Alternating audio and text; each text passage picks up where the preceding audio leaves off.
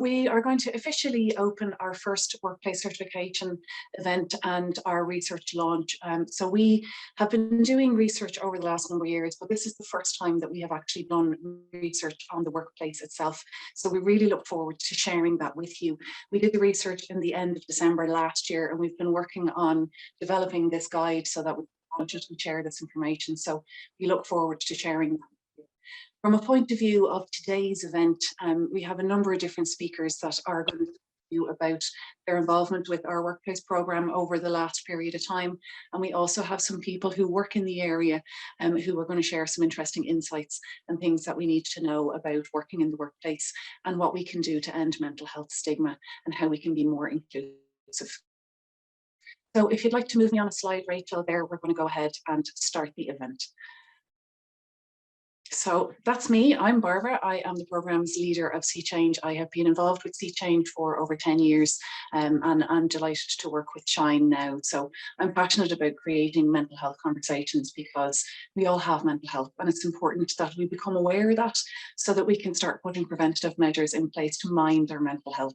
And it's about understanding as well, if we do find that mental health challenges up in our lives, that we find a more easy way to talk about it and conversations. So I suppose to tell you a little bit about Sea Change and Shine and who we are. Sea Change is who you are here to hear from today, but we are a project of Shine. So Shine is an organisation that is around for 42 years and we support people affected by mental ill health. When we say affected by mental ill health, what we mean is that it could be a person struggling with their own mental health or it could be a person supporting who is struggling. So we have centres in and Waterford, and we also have information officers around the country. To find out more about the services of Shine and the information that we provide, you can go to shine.ie. So you can see on the screen there headline and Sea Change. We are both projects of Shine, and really the purpose of what we do is a more niche piece. So when Shine started looking 12 years ago at the barriers to how people accessed the support that Shine provides, one of the things that was recognised was stigma.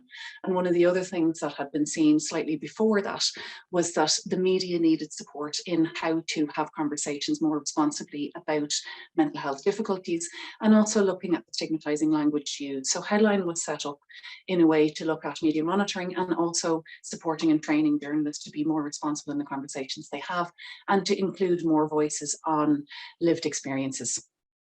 So Sea Change then, we came from a grassroots movement really. We are here to have different conversations about mental health.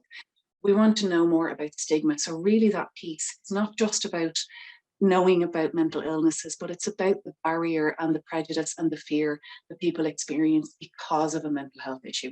So Sea Change was born in 2009 and officially launched in 2010.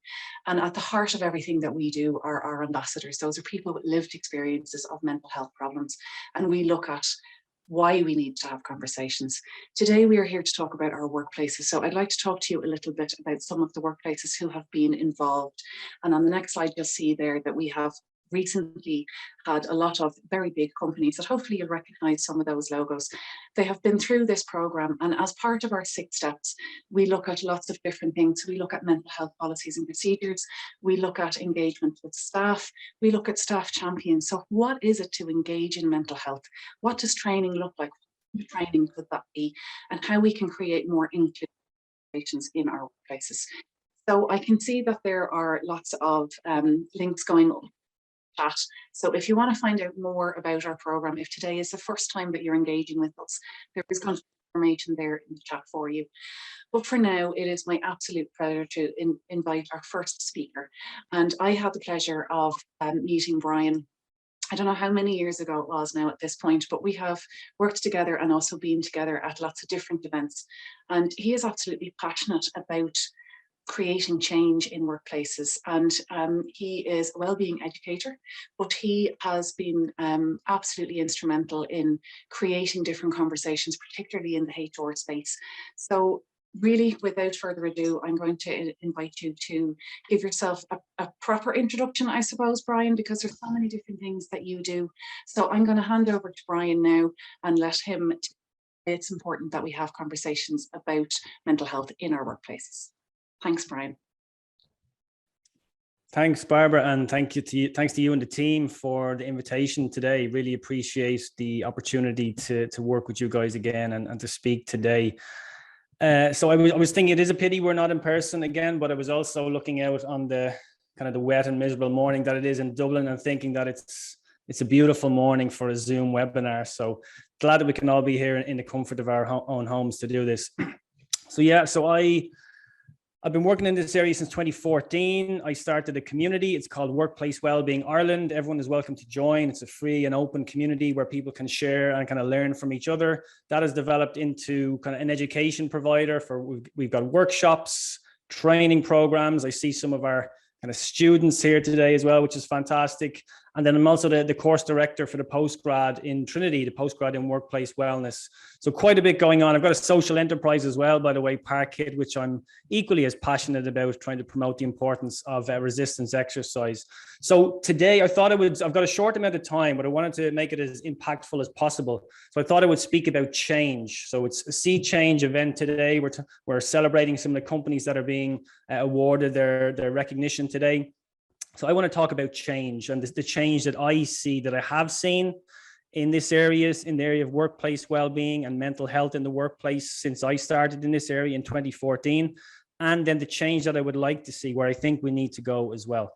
So let me share a couple of slides here, and I'll take you through that change. So if you can't see these slides, please let me know. So yeah, so I see change. So if someone had asked me at 2014, and actually up until quite recently as well, and what do you do, or what is workplace well-being in an Irish workplace? Unfortunately, maybe the default for some people was beanbags. There was a bit of yoga in there. Maybe there was some free fruit as well, this kind of idea. So like that's still maybe the idea for some people, but I think we've changed an awful lot. We have come an awful long way since that. So let's have a look at maybe some of the reasons why we have changed and how we've changed. I think this was a kind of foundational document back in 2010, which made people sit up and kind of think, okay, there's a lot more to this workplace well-being, this workplace health promotion than those kind of that fluffy stuff. So the World Health Organization came out with this document, kind of a foundational document, and I love the kind of the quote from it. I mean, what is a healthy workplace? It's one in which the managers and the workers, so employees and employers working together, so collaborating to use a continual improvement process to protect and promote the health, safety, and well-being of all workers. So it's not the employer's responsibility, it's not the employee, it's that collaboration between the two. Plus, it's a continual improvement process. You don't just tick a box, you don't just do something and then you're done, you move on to the next thing. It's not like that. It's consistent action over time where you're going to see the results. So that was quite foundational.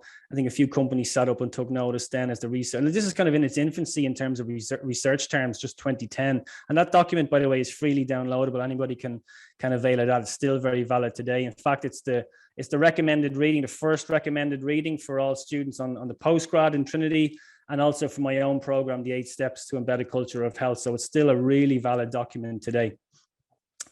So what has changed in Ireland, maybe since the beanbag days? There's no doubt that we the people have a better understanding of health and well-being. And it's great to be hearing more and more conversations out there in the media, in society about health, about well-being, about mental health. So I think people are demanding that their employer, is genuine about health and well-being as well. And they're not just ticking the box. So that has been a big driver in workplaces taking action. There's no doubt about that. We've seen some really positive initiatives, like so the IBEC, the Workplace Wellbeing Day, first of all. And I think in this April, it'll be this April coming, it's going to be the 8th year of this. So it's a great initiative for getting attention and getting focus on getting some organizations kind of off the couch, if you like, to actually take action and do something. And then we have the kind of that deeper level then as well. There's the accreditations have followed suit. So the Keep Well mark, we've got Healthy Place to Work. There's also, of course, the Sea Change, then the Workplace program. So all of these accreditations. So organizations looking to, really demonstrate that they're looking after their people. So all positive steps. And these are, you need to be doing an awful lot more than just those kind of random acts of wellness to be accredited in these areas. So all positive steps. There's been education, like this is new to a lot of people. So the education was kind of playing catch up, if you like. NUIG were first, they had a postgrad in the area back in 2018, 2019. We followed with the postgrad in Trinity in 2019, 2020. I've got the Work Well Institute as well. There's just genuine interest. People are looking to educate themselves in this area, which is a real positive sign. And they're just looking to bring that back into their workplaces and promote it. Healthy Ireland doing some interesting work. They're doing something called the Healthy Workplace Framework, which should be launched really, really soon. So this is something that's going to be publicly available to everybody, like maybe a framework that we can all adhere to. And this is workplace wellbeing in general, but something to watch this space on. And then we're seeing some positive signs in terms of legislation as well. We had the right to disconnect, the code of practice in that area earlier this year. There's conversations around the right to request remote working. So there's positive signs that we're moving in the right direction here. I could have mentioned an awful lot more there, but that's just a little snapshot, if you like, of some of the changes that have been happening in workplaces in Ireland. So where do we need to get to? So here's what I've been talking about for a while. And I think it's definitely something we need to do in Irish workplaces. So we're quite good at the tertiary interventions, if you like, at the top of the pyramid here. So the excellent employee assistance programs, for example, which many organizations have, and they're really an excellent program. But if you look at it there, that's an intervention for, let's say, people, for colleagues that maybe already have an issue. So it's there to treat the issue that is already in place. If you take a step down, we have, again, some excellent programs, like a Sea Change will be really strong in this area, the awareness training, stress management training, you've got mental health first aid. So a lot of awareness training here, if you like, and supports. But again, it's a secondary intervention. We're already managing an issue that is there already. But again, excellent supports, really powerful programs, essential that we have them, but we're okay in this area in Ireland, I think. I think where we need to focus on is the primary interventions. And Barbara touched on it in her introduction, the prevention. So I think this is where we are weakest. And if you look at just on the right-hand side there, this is best achieved through a culture of knowledge, trust, and openness. So anyone who has stepped through the Sea Change 6-step pledge, know that openness, creating an open culture is at the heart of it, at the foundation of it, if you like, through the senior leadership involvement in step 1. Step 2, then you have the policies. You're reviewing the policies, implementing policies. That's at the organizational level. This is where we can prevent the issues, not when the issues already exist. So if we can move the focus to the organizational issues, the processes, the workflows, the workloads, social factors at work, those kind of areas, that's where we can see the real benefit. And then, of course, we have our supporting, our secondary interventions and our tertiary interventions, which are all really important as well. So on that kind of same theme, where do we stack up then in international terms? Not great, it has to be said, up until recently anyway. So Canada were the first country in the world back in 2013 to introduce a national standard for psychological health and well-being in the workplace. So the first of its kind. The management standards in the UK, they came in 2017. So on the same idea, kind of focus on psychological health and well-being in the workplace. Not quite a national standard, but in Australia, each state has kind of really stringent laws and codes of practice supporting employees and supporting the psychological health and safety of employees as well. So I would say these 3 jurisdictions are probably leading the way in international terms. And so, in the past, we could have looked to these kind of the legislation and the standards in these jurisdictions, but there's no need to anymore. I mean, we can still learn from them. But in June of this year, I think this is a really important introduction into the world of psychological health and well-being. ISO 45003. Has anyone heard of this? I did a webinar in it last week, so we may have heard of it. So let me know in the chat if you've come across this or how much you know about it. But ISO 45003, it's the world's first so for global standard for psychological health and safety in the workplace.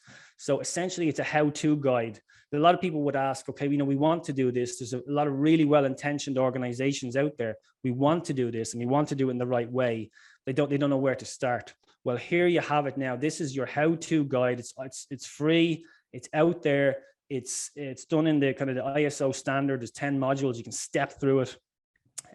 So it's all there. This is your how-to guide. And this is, thought leaders from the area of in Canada, in the UK, in Australia, and many other jurisdictions, including Dr. Stavrula Leka from UCC, heavily involved in this. So thought leaders really contributing to this. And I don't know how they got it over the line because there's so many people contributing, but they've signed off on it. In June of this year, it was published. So definitely check that out. I have a webinar on it if anyone wants to check that out.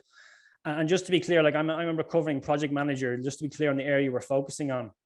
So you might say that I look at all of these, I'm only interested in the outer quadrants here now. And this is from the same 2010 document that I introduced at the beginning, by the way. The work I do is focused on all four areas, if you like, the four quadrants: the physical, the personal health resources, the community involvement, and the psychosocial work environment. What ISO 45003 does, and what Sea Change do as well, what Sea Change are kind of the champions in, if you like, is this quadrant here on the left. So the psychosocial work environment, so mental well-being in the workplace. This is the area we're talking about for ISO 45003 and for Sea Change. So hopefully that clears that up. Where do you start? Quite simply, here's a little very simple formula I've put together. So that kind of education piece, educating individuals, whatever way kind of they want it, whatever course they want to take, educating them in this area. You can that awareness training across the organization then as well. Plus, now we have our kind of our how-to guide. This is our blueprint. So that's all there for us as well. So we look at this, we take out particular parts that are useful for us, or of course we adhere to the whole standard. Plus you need that little bit of structure. You do need a little bit of support because it's challenging to do it on your own. So that's where an organization like Sea Change, for example, would come in with that really clearly called out 6 steps in the pledge. So that's your formula there. It's nothing more kind of technical or difficult than that. There's your formula there for really going about this properly. And at the foundational level, where do you start? You start with having a conversation with your team. Something, again, that Sea Change are world champions in. It's having that conversation, starting a conversation, understanding where are the pain points in this particular team at the local level, what annoys you, what frustrates you, what would make your life that little bit easier at work. And let's see if we can do something about that. Is there a common theme here? Maybe we can start adjusting things and supporting you that little bit better. And over time, that's how the prevention comes in, that you're just reducing kind of that squeeze in a particular area. And over time, that's kind of reducing maybe burnout, maybe stress, maybe mental health issues further down the line.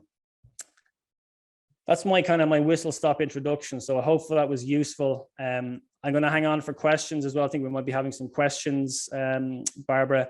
And yeah, if anyone wants that ISO webinar or any further details on that, I'd be happy to talk to anybody afterwards. Just reach out. So thanks so much. That's fantastic, Brian. Thank you so much. And for anybody who needs to take information, the links have also been put into the chat here for you so that you can click on them. I thought it was really interesting what you started out with about collaborating, that around the employer and the employee. I think that's one of the things that historically we've seen so many things where organizations are doing so much, but employees aren't engaging, or you have employees doing so much and the organizations aren't engaging, and you've got this kind of head-butting thing happening. So I love that you started with that. I love particularly as well that you looked at knowledge, trust and openness, because when we're thinking about our business case and we're thinking about workplaces, those are not the kind of things that we think we want to, are going to get us the best experience and money and all of that. We think it should be about accounting and it should be about the workload and the outcomes and whatever. But actually, you're absolutely right. When we focus on those things and we have trust and we have openness and we can have those conversations, we can support each other in a totally different way. So I love that. Thank you very much for introducing us to the ISO 45003 2003 standard, because yeah, I think it is something that a lot of people don't yet know about. And the fact that there are so many tools available and that there are so many things already there, it isn't about reinventing the wheel. And I love what you said as well, and how you kind of finished that it's not any one of these things, that it is about your standards and your structure and your ideas and having all of the pieces together. So I really appreciate you joining us today. And I think it's wonderful that we can start having these more integrated conversations and supporting each other, because it's the one thing that we're all working towards, creating better workplaces and essentially for people to have better lives, because that's what it is. We spend so much time in work, but it's about really creating a better life. So thank you so much. And as Brian said, he's going to be, so what we're going to do is we're going to go through the speakers, and then after that we're going to provide the certs to our companies, and then at the end of that section, then we are going to open for Q&A across all of our speakers. So if you do have any questions, feel free to pop them into the chat, or you can hang on until that point. So I would imagine it'll probably be around 11:30 when we're aiming for the Q&A section there. So it gives me great pleasure to introduce our next speaker. So we have been working with IBEC for quite some time. They were one of our first workplaces to join the workplace programme and have been instrumental in some of the different things that we have done in relation to the things like the line manager's guide and the different pieces of work that we do.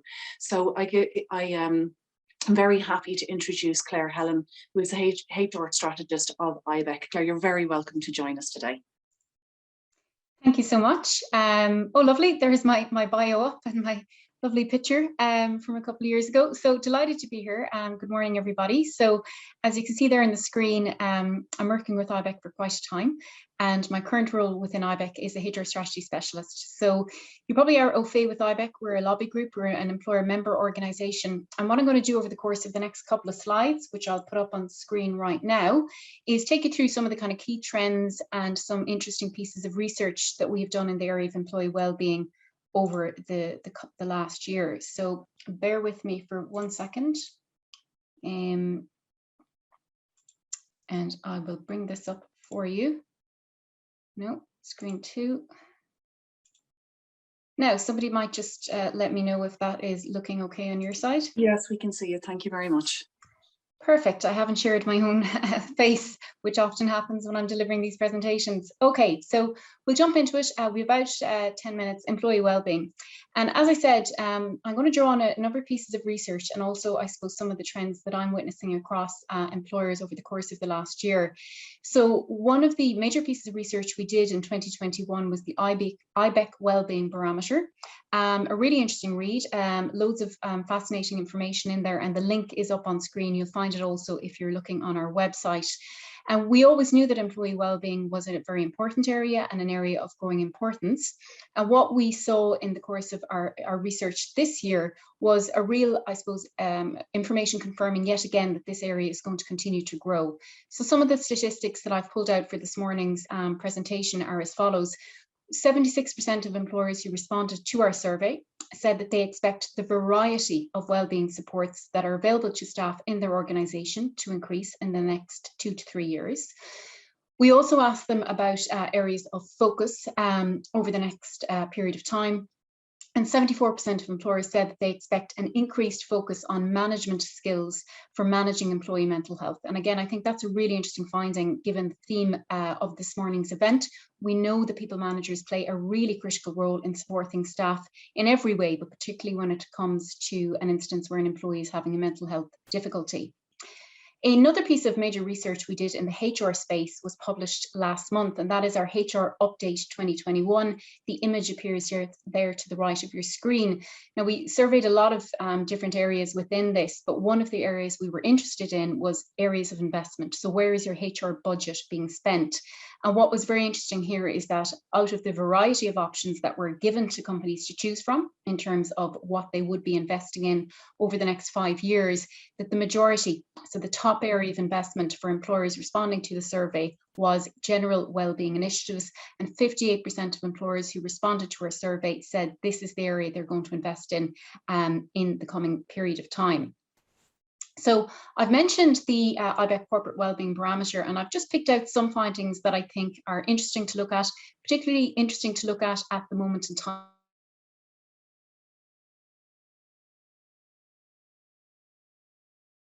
interested to find out, as we did our research on employee wellbeing in 2021, was to really figure out what's changed, what's different, what has the pandemic done in this area. So two of the key findings are to the left of your screen, and they're the ones that I draw your attention to. So what you'll see is that over the course, and this research was published in the summer, so over the course of the period from summer of 2020 to summer of 2021, what we saw was a really significant jump in the level of support at senior leadership for employee wellbeing. So a jump of 20% there, which is very significant, really. We also saw another very sizable jump in the instances of organizations that said that they had a dedicated team or an individual working in the area of employee wellbeing. So a jump there of 21% over the course of just 1 year. Communications is another area that has been hugely important over the course of the pandemic. It comes up there on the screen in front of you, where you see that wellbeing communications, plans for wellbeing communications for staff grew over the course of the year in question that we were surveying. And I'm going to bring you on then to the next slide. And on the next slide, what we were doing was we were asking in what areas have changes occurred in your business in relation to employee wellbeing in the last year. And there's two areas here that I want to draw your attention to. I think they're hugely relevant and will continue to be relevant for the next 6 to 12 months, if not longer. So what we see here at the top line is 77% of employers saying that they increased their communications to employees around well-being over the course of the year in question. So again, what this does is it reminds us of how popular this area is, the appetite on the staff side for this, and the interest levels of employers in communicating and ensuring that everybody is aware of the well-being supports that are in place. Another theme that comes up on the screen in front of you on the third and fourth line is around employee connectivity. And this for me is a really, really important theme to be focused on currently and over the next couple of months. So what you can see there is 71% of employers said they increased their focus on maintaining employee connectivity to the organization. And 70% of the respondents said they increased their focus on maintaining employee connectivity to one another. And what we do know is that over the course of the pandemic, that social well-being, that is our ability to maintain meaningful and positive relationships with those around us, whether at work or in our personal life, has really been a key theme. And this research, and also what we see every day in talking to companies, reminds us how important it is to support employees whose lives have changed dramatically, whose workplaces and work locations may have changed also.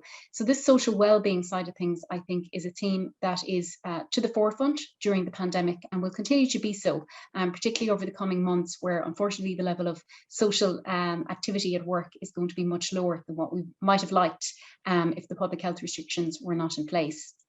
So I'm going to finish this morning with what I'm going to call out as probably 3 of the key areas that I think employers need to be looking at in relation to their employee wellbeing offering going forward. So what we know as a result of the last 19 months is that there are absolutely new ways of working that are in place and will come into place over the coming months and years. So hybrid working is an obvious one, and I've included a statistic there where we found in our HR research that 3 out of every 5 organizations are planning to implement hybrid working into the future. This is a very significant change in relation to how people work, and it's one that we do need to be thinking about as it relates to employee wellbeing offers. But it's also the case that even for those roles where hybrid or remote working isn't appropriate, that their jobs have also changed. So it's certainly the case that a lot of jobs have expanded or amended. The technology has really started to play a key role in jobs over the last 19 months. And again, this begs the question, what is the most appropriate employee wellbeing support for an individual who has undergone a change like that in terms of their day-to-day duties and responsibilities? That brings me then to my second area that I want to call out to you this morning, and that is around the obligation really on employers to identify the appropriate wellbeing supports for their staff. As we know, and as we see over the course of this morning, employee wellbeing is continuing to grow and expand and include so many different themes. I've just picked one just at random really there on the screen in front of you, which is around women's health. We're about to publish some new research on fertility and menopause supports on Monday. So this is one that has caught our attention and certainly has been in the media over the last year. And I guess the task here for employers, as I would see it, is to, I suppose, analyse and understand the wide variety of supports that you can put in place, to know your workplace demographics, and to understand what is best for your people. And also, I think, to have an analysis of what is the best delivery channel for the particular wellbeing supports. Again, going back to the fact that people may be working in new locations, working from home, working new shift patterns, etc. What is the best way to deliver the information and support that we have in mind? I'll finish with a very well-established area of focus for employers, but again, it's so important as we move into the coming months and years, and that is our people managers.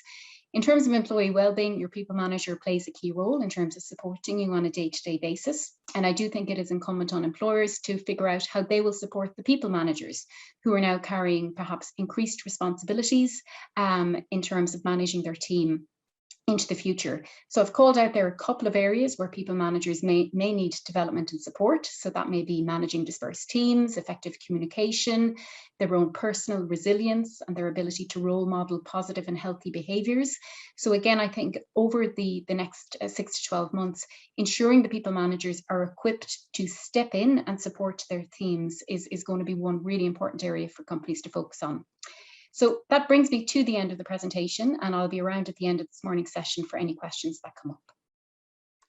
Thank you so much, and how very interesting. And I hope that for everybody who is on the call, if they weren't aware of the different things that you guys have done, that they will take the time to go and look at that. So particularly the IBEC Wellbeing Barometer, I think that's really, really interesting and really helpful when we're starting to look at what is it we need to do. And a little bit like what Brian was saying earlier, it's about not just looking at one section, but then following through. I thought it was really interesting that you identify that 58% are going to invest in wellbeing initiatives. So to me, that is absolutely fantastic. And obviously, when we say wellbeing initiatives, there's so many different things, as you identified, fertility and menopause are part of that conversation. So it's really good that we're having this more holistic conversation around what wellbeing looks like. But the fact that mental health is being included in that for us is really, really important. So it's wonderful to see those kind of conversations happening.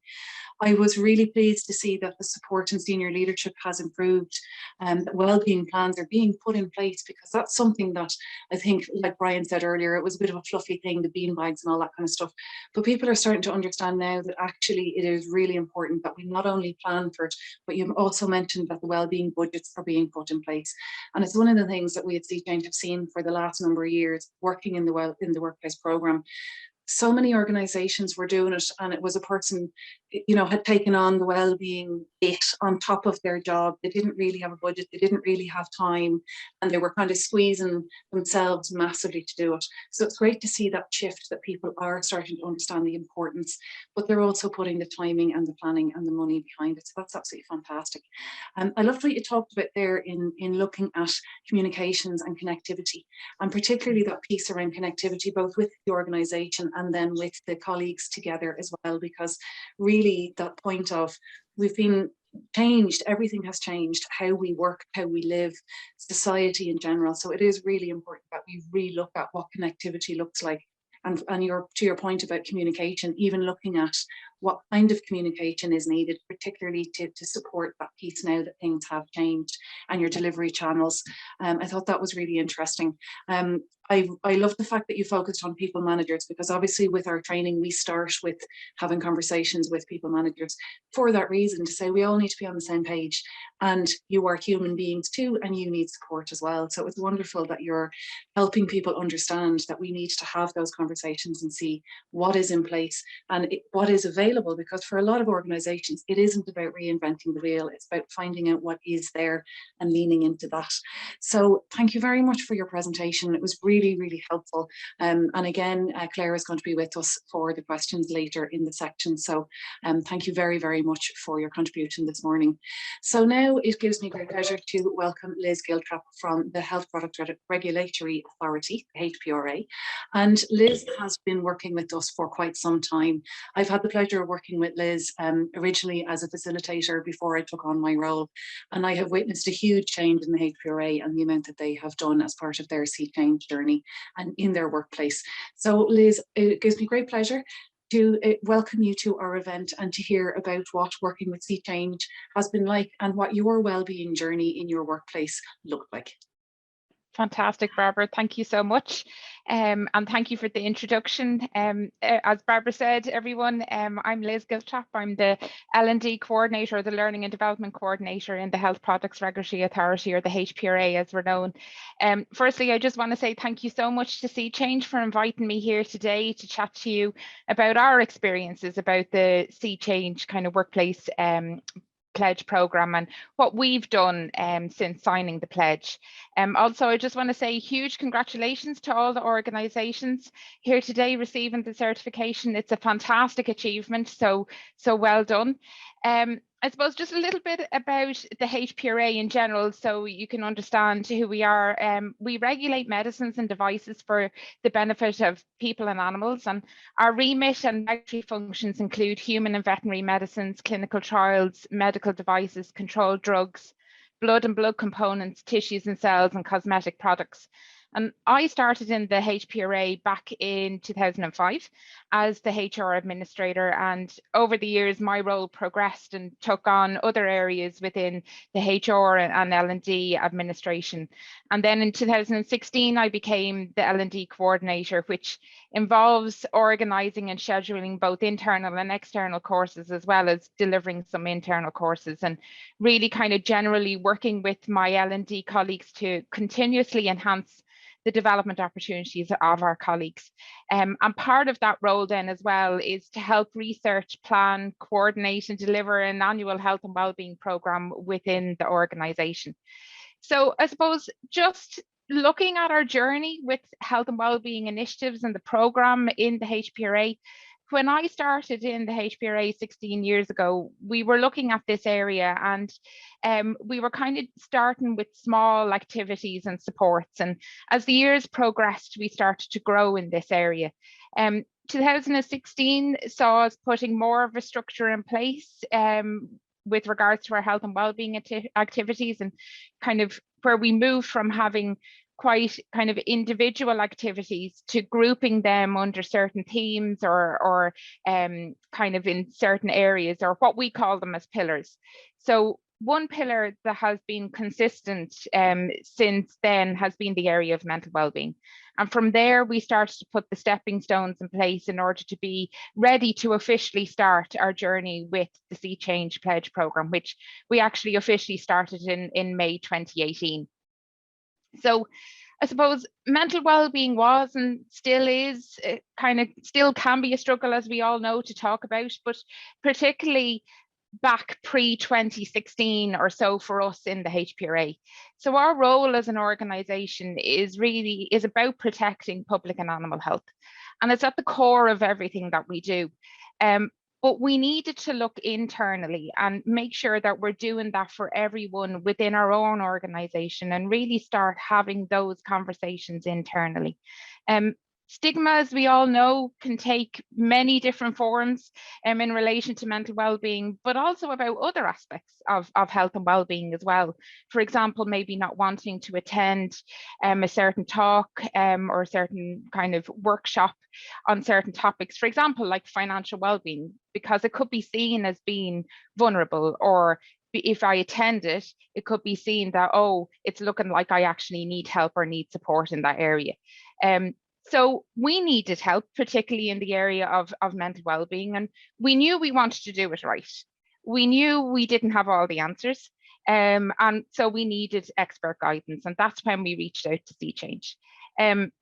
What we found fantastic working with Sea Change was that they work with you as an organisation. They listen and work with the culture of your organisation and see what will work best for you, and help you to put those 6 steps of that programme in place that best works for you, and give you guidance on how you all do that.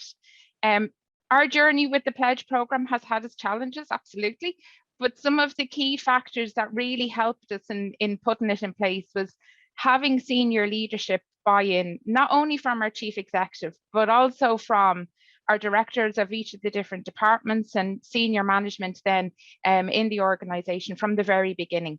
But being quite open and transparent in our communications about the programme and what it's all about, why we're putting it in place, what we're trying to do as an organisation by doing this programme, and how we were actually going to put the steps in place in order to do it. And also being clear about what our future plans were about mental well-being in the organisation and what type of culture we're really trying to grow in the organisation. Along with all of those points, what really helped us obviously was taking on board all of the advice and guidance from Sea Change and seeing how that can work for you and your culture. Our journey with the Sea Change Pledge, in that we've also worked with other excellent organisations such as Suicide or Survive, SOS, and Mental Health First Aid Ireland as well. SOS held and still hold our employee workshops. Their sessions have really helped us to create a common language around mental health. When we were looking at providers for those workshops, we went with SOS because their sessions were fun and engaging, and they have normal conversations around mental well-being. And I suppose it really helped us to have those normal conversations rather than it being kind of a lecture style workshop. Sea Change obviously have been absolutely fantastic in the guidance and different policies and resources that they will be able to give you. But I suppose when we were looking at our manager workshops, Sea Change really helped with our manager workshops in the fact that we were able to particularly focus in them about stigma reduction and how our managers can create that open and supportive culture around mental well-being. I mentioned already that we've also worked with Mental Health First Aid Ireland. We have all our HR team trained as mental health first aiders, and we're looking to expand that role into other areas of the organisation now in the near future. I suppose if I was to share one key takeaway or learning from our experience with you here today, it's really to take your time with it. Look at what will work for you as an organisation and its culture. You might be doing a lot of things already that meet the different areas within the pledge programme, or you could potentially maybe enhance other areas in order to meet the criteria within the programme. By taking your time with it, it will allow you to evaluate it fully, engage everyone in the organisation with your plan, but most of all, allow you to lean on Sea Change for guidance and support in all the areas of the programme, as it will help you massively with it. So I suppose, what have we done in the HPRA since actually signing the pledge and becoming a Sea Change workplace partner in 2019? Well, I suppose we realised when we initially started on this journey that it is exactly that. It's an infinite journey. The work in this area does not stop. No organisation can say that they have it fully achieved and they have it sorted, because you need to continuously focus on it and work on it and keep that culture alive and growing in the organisation. So we continue to hold our introduction to workplace wellbeing workshops for anyone new joining in the organisation. And we also then do our manager workshops for new managers. And this has really helped us to introduce those new people into the culture of mental wellbeing in the HPRA.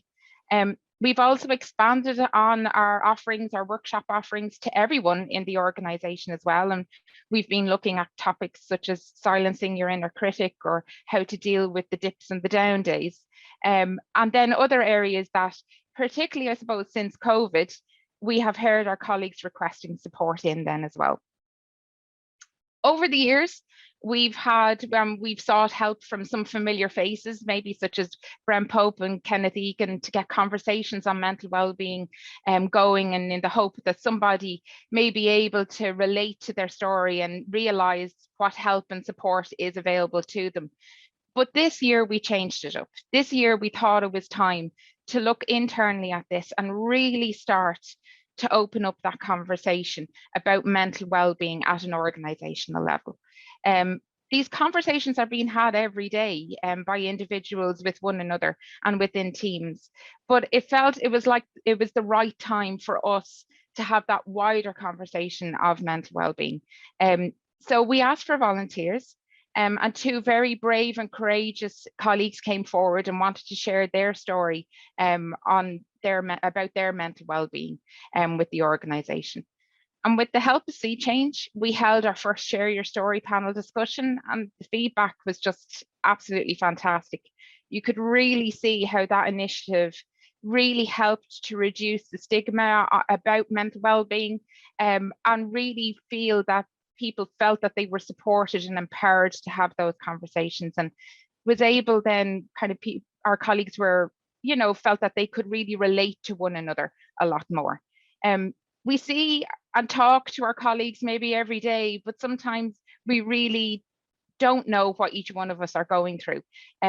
So by having our colleagues stepping up and sharing those very personal journeys and conversations with everybody, it enabled us to have that open conversation on mental well-being, and the session was extremely powerful. In 2018, we also participated in the IBEC Keep Well mark, as it was spoke about previously, and we're delighted to say that in September of this year, we were awarded Best in Class Mental Health. It's a very huge and proud achievement for our organisation, and everyone in the HPRA has put a lot of work and effort into creating our culture around mental wellbeing.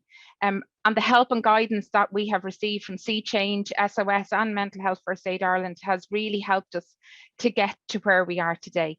So I suppose just to finish off with you, if you're thinking, anybody out there thinking about putting the pledge program in place, and it may seem daunting not knowing where to start, absolutely, but what I would say to you is have those conversations with Sea Change, explain your concerns, ask for the help and guidance, but also have those conversations with your senior management and devise a plan moving forward with it. It's an ongoing journey, and something that, something that you'll need to focus on continuously.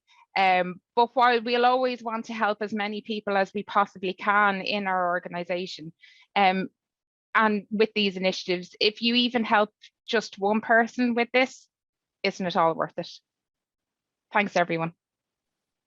Thank you so much, Liz. I think it's so helpful to hear what somebody else's experience is, because I mean, we can talk about what we do all day long. We can tell people what we provide. We can tell people about the services, but it's very different when you hear a real experience and a practical experience. And particularly, you know, you mentioned challenges to your journey. You know, we've been working with you guys for several years now, and it is that piece about embedding it and looking at it and changing.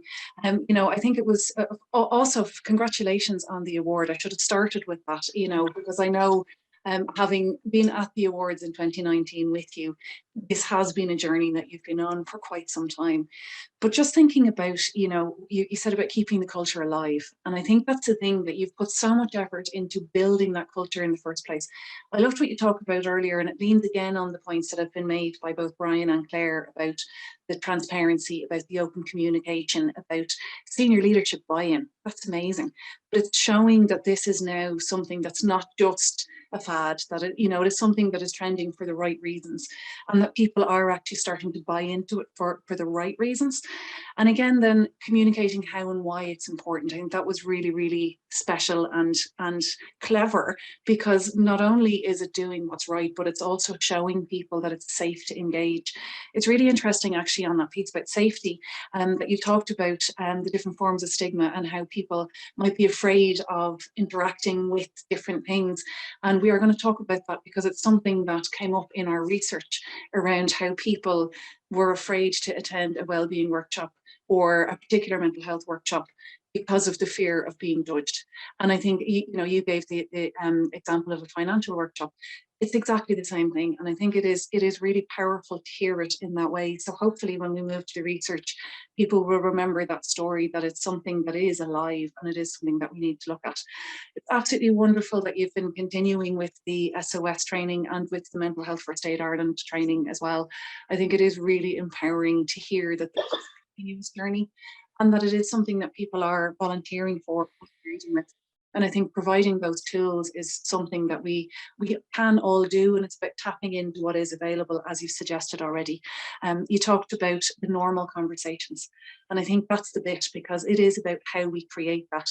And I love you got to the place where your organization was a safe space for your teams to come forward, and that you had a number of staff come forward and say, actually, I know that the right things are in place. I know that it is safe for me to have this conversation, and that there are policies and procedures there, and that it isn't going to have a negative impact. Because I know when we were talking about that initially, there was a whole pile of questions around what's the impact going to be on the person and what are the steps you're going to take. And so for anybody interested in those side of things, we do have documentation around some of those things as well. But it's wonderful that documentation that we have came alive through storytelling in your organization. And I think that's at the heart of what this is, because we are all human and we all have stories, and it's by those stories that we engage in things in a different way. So thank you so much for sharing all of that. And it's just wonderful to see that you're going from strength to strength, and that things are improving and growing for the HPRA. And I wish you every continued success with your wellbeing initiatives. Thank you so much for sharing with us today. Thanks, Barbara. Thank you.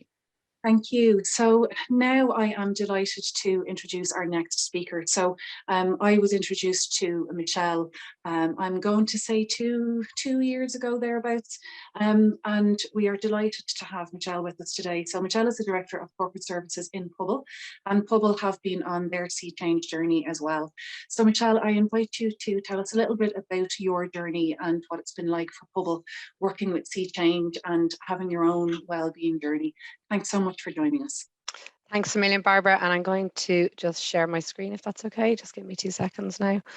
And you can let me know if that is not showing for you or anything. Yes, that's perfect. Thank you. So just to introduce myself, my name is Michelle Tritschler and I'm the Director of Corporate Services in Pobal. So Pobal is a non-profit organisation. We were established 29 years ago, and we administer funding and manage government funding to support social inclusion and development. We provide support to approximately 28 different programs in the areas of social inclusion and equality, inclusive employment and enterprise, and also early learning and care. We work with 4 different government departments, and in 2020, we would have administered 717 million in funding. We've over 600 staff and we've 11 offices nationwide, and we are growing by the minute. So as an employer, we are hugely committed to supporting our staff, and we've, I suppose, a long journey and long history in this area. In 2018, we were awarded gold in the Excellence Suits People programme, which people may be familiar with. It's run by the National Standards Authority of Ireland. And we're very proud that we've retained this gold standard over recent years. Over the last number of years, then, we've engaged in a number of different initiatives, some of which have been mentioned here before: the National Workplace Wellbeing Day, Pride, International Women's Day, and World Mental Health Day. So each time the engagement around these days has been around the issue, around opening up the conversation with our staff, about bringing in experts through organisations, individual speakers, and sharing their stories and learnings with our staff. And I think, Barbara, that is where we first met when you came in to talk to us about Sea Change and the work that Sea Change is doing to celebrate World Mental Health Day back in 2019. So in 2020, our journey really began. As a workforce, we kind of noticed that our workforce was growing and we needed to put some supports in place around mental health and well-being. And it was our L&D unit, and I know Ethel Kern, who led out, and this is on the call here today, who developed a great initiative called MindFit 2020. So this initiative was designed to focus on mental health and well-being within the organisation. It launched in February, and the plan had been that we would hold in-person events in all our offices around the country, and it would be a year-long kind of calendar of activity. And then 3 weeks after we launched, COVID hit, and everything had to stop and everything had to change. And Ethna and her team pivoted amazingly and put everything back online. So we reached out to our staff. We reached out and said, does anyone have skills and knowledge that they could share? We brought in external speakers, and we developed a whole program that ran online that really was a lifeline for staff, especially in those first few weeks in COVID, but actually right through as we all got used to working from home and the ongoing calls, the lifeline of having expertise, be it around, you know, you're managing your eating, managing your stress, homeschooling for those of us that were also doing it, so exercise, mindfulness sessions. We had chair yoga. We brought a number of different supports directly to people in their own homes, and this was really, really beneficial. In the summer of 2020, we sadly lost a valued friend and colleague, Ray Tracy, to suicide. Ray was also a Sea Change ambassador, and I suppose he was the inspiration for us then to really engage on the continuation of our journey and the Sea Change programme. So in October 2020, we signed up to the work-based program and we committed to really creating an open culture around mental health in Pobal. We had been doing a lot, but we needed a kind of, I suppose, a framework to help us bring it forward and continue on the journey. So that's what Sea Change have given us. We worked with them and we developed an action plan in line with the key steps. And I suppose this enabled us to really focus our attention on what needed to happen. There was no one element, I was thinking about this, there's no one element that was more important than the next or than the other. Each piece was like a jigsaw, and we really felt that all the pieces of the jigsaw had to come together if we were really going to change the culture and we were going to create this open culture around mental health in the organisation. So I suppose a number of things were key for us. Communications was key. We engaged with all our staff continuously throughout the entire process, from the top down. Our CEO was hugely instrumental in leading this change. We engaged through her monthly CEO communications. We used our intranet, we used our internal e-zine, and we really took every opportunity to talk to our staff throughout our program and throughout all the activities that were taking place to remind them of what we were doing, why we were doing it, and what the benefit to them was. We focused on a number of kind of key initiatives. We created a specific mental health policy, again, with the help of Sea Change. We ran mental health awareness training for all of our line managers, and this is a significant task. We're a large organization, we're spread around the country, so it's a significant task to have all our line managers fully trained. We also worked with mental health first aid, and we identified and trained mental health first aiders. So we have trained all of our senior management team as mental health first aiders. We've trained our entire HR team, and we've also trained a minimum of 2 staff per office location. We were wishful thinking that we'd all be back in the office sooner rather than later, but we have ensured that we have a minimum of 2 staff members who aren't management and who aren't HR trained as mental health first aiders. So we have 48 people in the organisation now trained as mental health first aiders. We were conscious then that, I suppose, the training of the first aiders was one step, but really we needed to support them because it is a difficult role. And for anyone who's gone through the training, it's very intensive and it's difficult. So we put a framework around them. We developed a guide around being a mental health first aider. So providing them with information on the roles, the responsibilities, and where they could get support. So they obviously have a key role to play in providing support, but they also need support and they need to buddy up a bit with each other if they've had a difficult conversation or if they've had a difficult day. We encourage them to put a symbol on their email signature, something very simple, but to show and to demonstrate to staff members who they were. So again, so staff members we're growing, we may not know each other, especially in COVID, we're not seeing each other all the time, but a simple kind of, I suppose, symbol on their email signature would show staff that they are one of the mental health first aiders. So you could go to them if you needed to. In an effort to try and, I suppose, capture kind of the support and what support has been given, we've created a mental health first aid log with our HR team to capture at a very, very high level and very confidentially what support is been given throughout the organisation through this programme.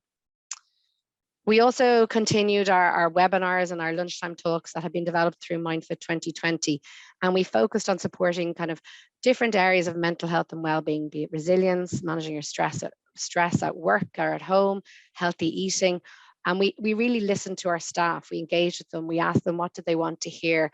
We continuously sought feedback after each of our sessions, and we changed and altered how we did things throughout the whole process.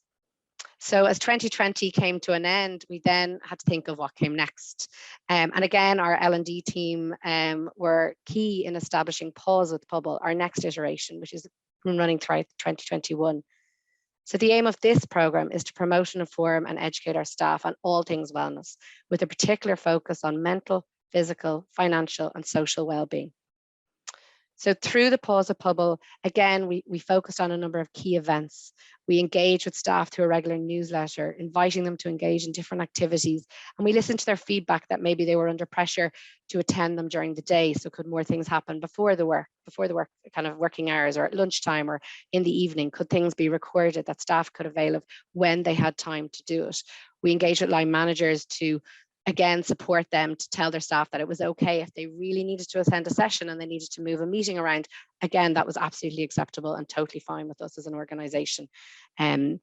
We partnered with an organisation called Umbrella Wellness, which has enabled us to provide even more sessions, particularly mindfulness and exercise sessions, which we had heard feedback from staff. It was something they really wanted to. avail of, and again having them recorded that they could avail of them in the evening or maybe at lunchtime. We've had great sessions and we've great photos and videos of staff getting their kids involved when we were all under those horrible times of homeschooling. So we really listened to our staff and kind of pivoted and changed how we did things throughout. We've upped our schedule kind of towards the latter half of 2021. So we have weekly events, daily events. We have an e-zine that goes out every Friday. And we kind of focus on particular themes. So this week, actually, we're focusing on men's health and wellbeing, again, because it was something that had come forward through staff. So our kind of focus around a lot of our events this week is around men's health and wellbeing. And at all times, we've been promoting our employee assistance program again. We've also continued to celebrate the key days and initiatives, and in particular Green Ribbon and World Mental Health Day this year. So we would have promoted the Green Ribbon on social media. We would have encouraged staff to put it on their email signatures. So again, internally and externally, that people can see our commitment as an organization. We created a special e-zine, which again went into kind of bit more detail about some of the supports and the stories that we have developed over the last year or two in our journey.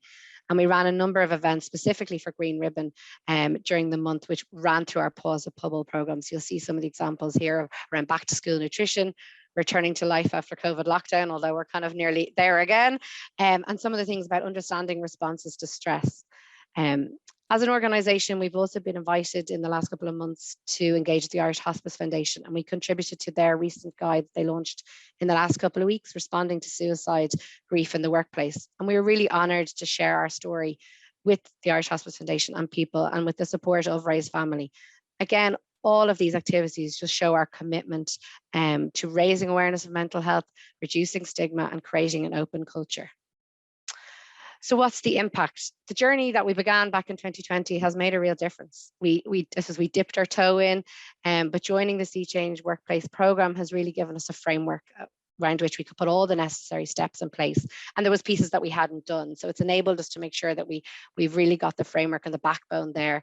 It's also been a clear indication to our current and our new staff that we are committed as an organisation to creating awareness around mental health, to reducing stigma, and to really creating an open culture. Share just some of the great feedback we've had from staff most recently. You know, if it's a daily meditation, it enables people to maybe just get a fresh start to the day. If it's a bit of fitness during the day, we're all on back-to-back calls. Like having a few minutes to take time out during lunchtime has had a huge impact on some people. And then also bring in key areas like financial wellness courses, which have alleviated maybe stress that people were bringing to work with them each day and they didn't know where to go for support. But we're really conscious that while we're delighted to be here today and to receive our certificate, the journey is really just beginning. It's certainly not over. We're really committed to creating a positive and open culture of mental health awareness in Pobal, remembering, and we always remind staff that it's okay not to be okay and that support and help is available. So I'll finish there at the whistle stop tour, and I'm conscious that I've covered a lot, but I also just want to pay credit to Ethna Curran and Enda Doherty, two of my colleagues who are on the call here today, who really are the backbone of this team. It certainly wasn't driven all by me, it's been a team effort, so thanks a million. Thank you so much, Michelle, for that really heartfelt story. And obviously, we're very grateful for Ray's participation with us and the fact that he inspired the things that you did after his passing, I think is an incredible thing. It's very difficult when we lose somebody to suicide. And I think the way that your organization responded and your immediate team responded was really impressive, and it shows the fact that you have continued that, but the fact that you had already got those pieces, the gold standard that was already awarded, you know, you already had the mind fit in place, so those things show that you were already on that journey. But the fact that you grew and expanded at the rate that you did in response to that, and have done things like getting involved in that that guide, the Grief for the Workplace, the suicide response, which the link is now in the chat for you guys as well. It does show the importance again of the impact that we have on each other as human beings. Thank you for sharing that as well, because it is difficult for us to talk about people when we've lost them to suicide, and I think it's important that we do, because it normalizes those conversations. But talking about the program then and the things that you've done, you mentioned again, like our other speakers, you mentioned a framework and an action plan. You mentioned about communication. You mentioned about leadership engagement and how important that was and the difference that it made. You mentioned about supports and frameworks for your mental health first aiders, and I think that's so important, and it's something that we certainly witnessed experienced with the HPRA as well. This idea of saying, well, if we're going to ask somebody to engage in this, what else can we do? What do they need? And what does that look like? So to hear that you had created a guide for them to help them to do that role is just fantastic. And it's really important that we do step up in those places. To hear that an organization listens and engages and then changes what they do based on the feedback, it really shows that engagement and the care, and that it is important that we do listen to each other. So it's wonderful to hear that that's been working for you. And the cause with Pobal, I love that. I think it's fantastic. It really is inspiring that organizations are taking on these things and saying, what can we do? But again, to hear about that piece around the time out, that people are engaging with that, and the idea that if I'm worried about my finances, well, that can have an impact on how I feel and how I think and how I work. And that we do bring our worries to work, and then we bring our work home. So there isn't this work-life balance, it's just life. So it's wonderful that you are looking at those different things. When you talked about the flexibility in your workplace and the idea of moving into the space of coming into people's homes and supporting in that way, I think that's fantastic as well, to show that there are different ways of working, and that piece of engagement is really, really important. So we are delighted to support you, and we are very glad that we could help you on your journey. And I'm delighted today that we can award you with your certificate. So thank you very much for sharing your story.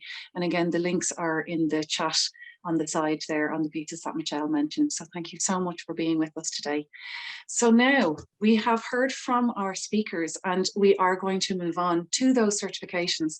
So I am absolutely delighted to let you guys know that our facilitators are with us today, and they are actually going to be presenting our awards.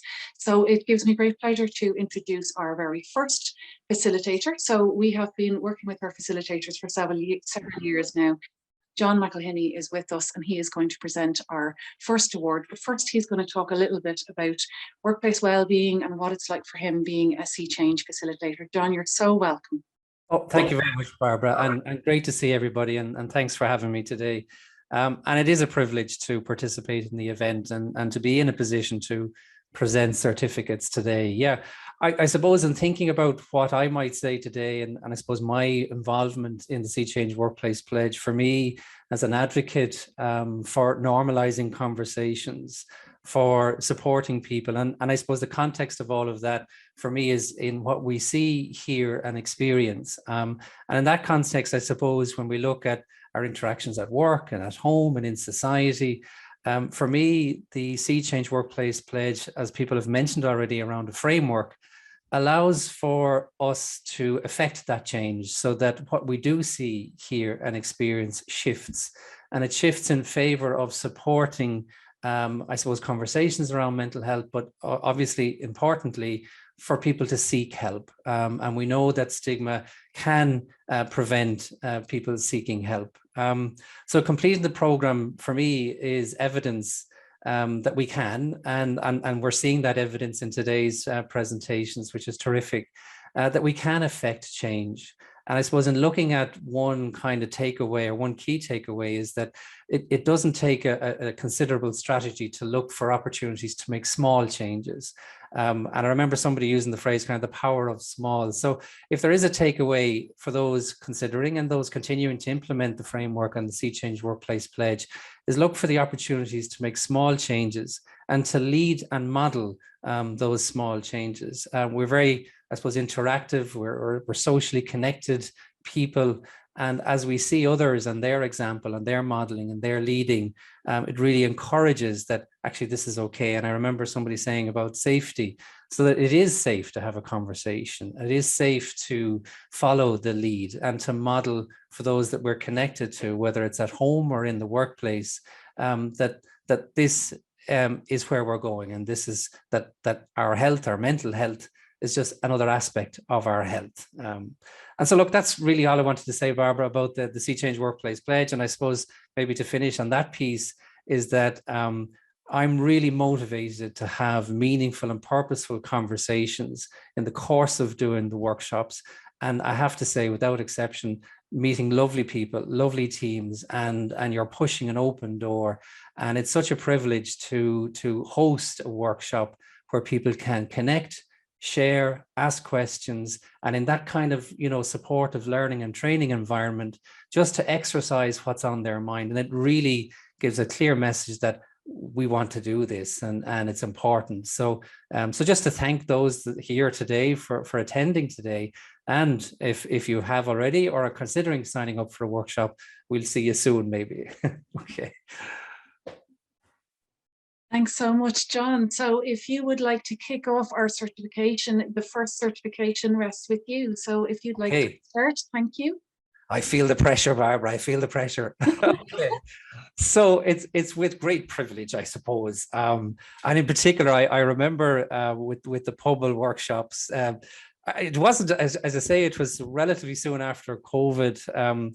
But there was some terrific backgrounds. There was definitely a few Star Wars fans, and I think there was a Cavan supporter that the flag was in the background. So that's certainly a lasting memory. And as I said earlier, you know, a great privilege to work with Pobal in this regard. So I'd like to present Pobal and all in Pobal with their certificate and to congratulate them on achieving the Sea Change Workplace Pledge.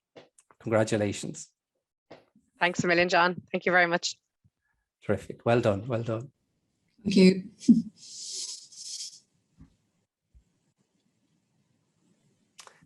And then, yes, and then we have Maynooth. And I think for me, I think I suppose in the context of COVID, my memory in working with Maynooth, and I think maybe it's a longing to get back there in a way, is the welcome and the campus and I suppose the engagement of the group at the time. So I find I'm revisiting the beautiful campus there and the welcome I got.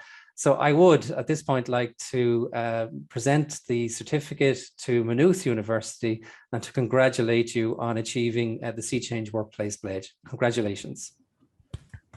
Thank you very much. Thank you. Well done. Well done. And thank you just to everybody in Sea Change. I think just to say that it's our relationship with Sea Change, it's really enabled us to, as an organization just to kind of improve everything we do and give us that structure and framework and really kind of keeping it on the agenda on a continuous and ongoing basis. And we look forward to new initiatives and new projects in the future. Thank you. Thank you so much and congratulations. And thank you, John, for presenting those awards. We are delighted to have those organisations who've completed their 6 steps. And like Liz said earlier, it is a continuous journey. So we welcome you to continue working with us over the coming years. And thank you, John, for facilitating for us over the last number of years, because obviously we've worked with so many different organisations. So it's wonderful to have our facilitators with us here today. So thank you for joining us. Now I get to introduce our next facilitator. So I am delighted to introduce Bev Webster, who has also been working with us as a facilitator for a number of years. And for me, I have learned so much about particular areas of Bev's speciality, I suppose, because she has a very different area of expertise than I do. And like working with all of the facilitators, it was my pleasure to work with these guys before I took over this role. So Bev, you're very welcome to join us today, and thank you so much for being with us on this journey. Thanks, Barbara. Thanks so much. And I'll probably start by just echoing some of what John said, which is it's my absolute pleasure and privilege to work as a Sea Change facilitator and to have met so many interesting companies and lovely people along the way. And it's, I suppose, particularly been my pleasure to work in step 1 of the 6-step process with organisations, because this is the starting point for many organisations in terms of starting to have those conversations. So we often meet people when, you know, they're at quite a vulnerable stage, really, and we're starting to open up things around, well, what's mental health? And people almost start to go, am I supposed to know this? Or that you can almost feel the tension, you know, what's mental health and what's stigma and what do we think about this? So it's a privilege, actually, to work with people and to learn from them, actually, as I go along in terms of, you know, what's the starting point and laying in those foundations that the 6 steps start to really build on. I suppose, you know, the facilitation of the manager workshops is primarily aimed at managers, which is fine.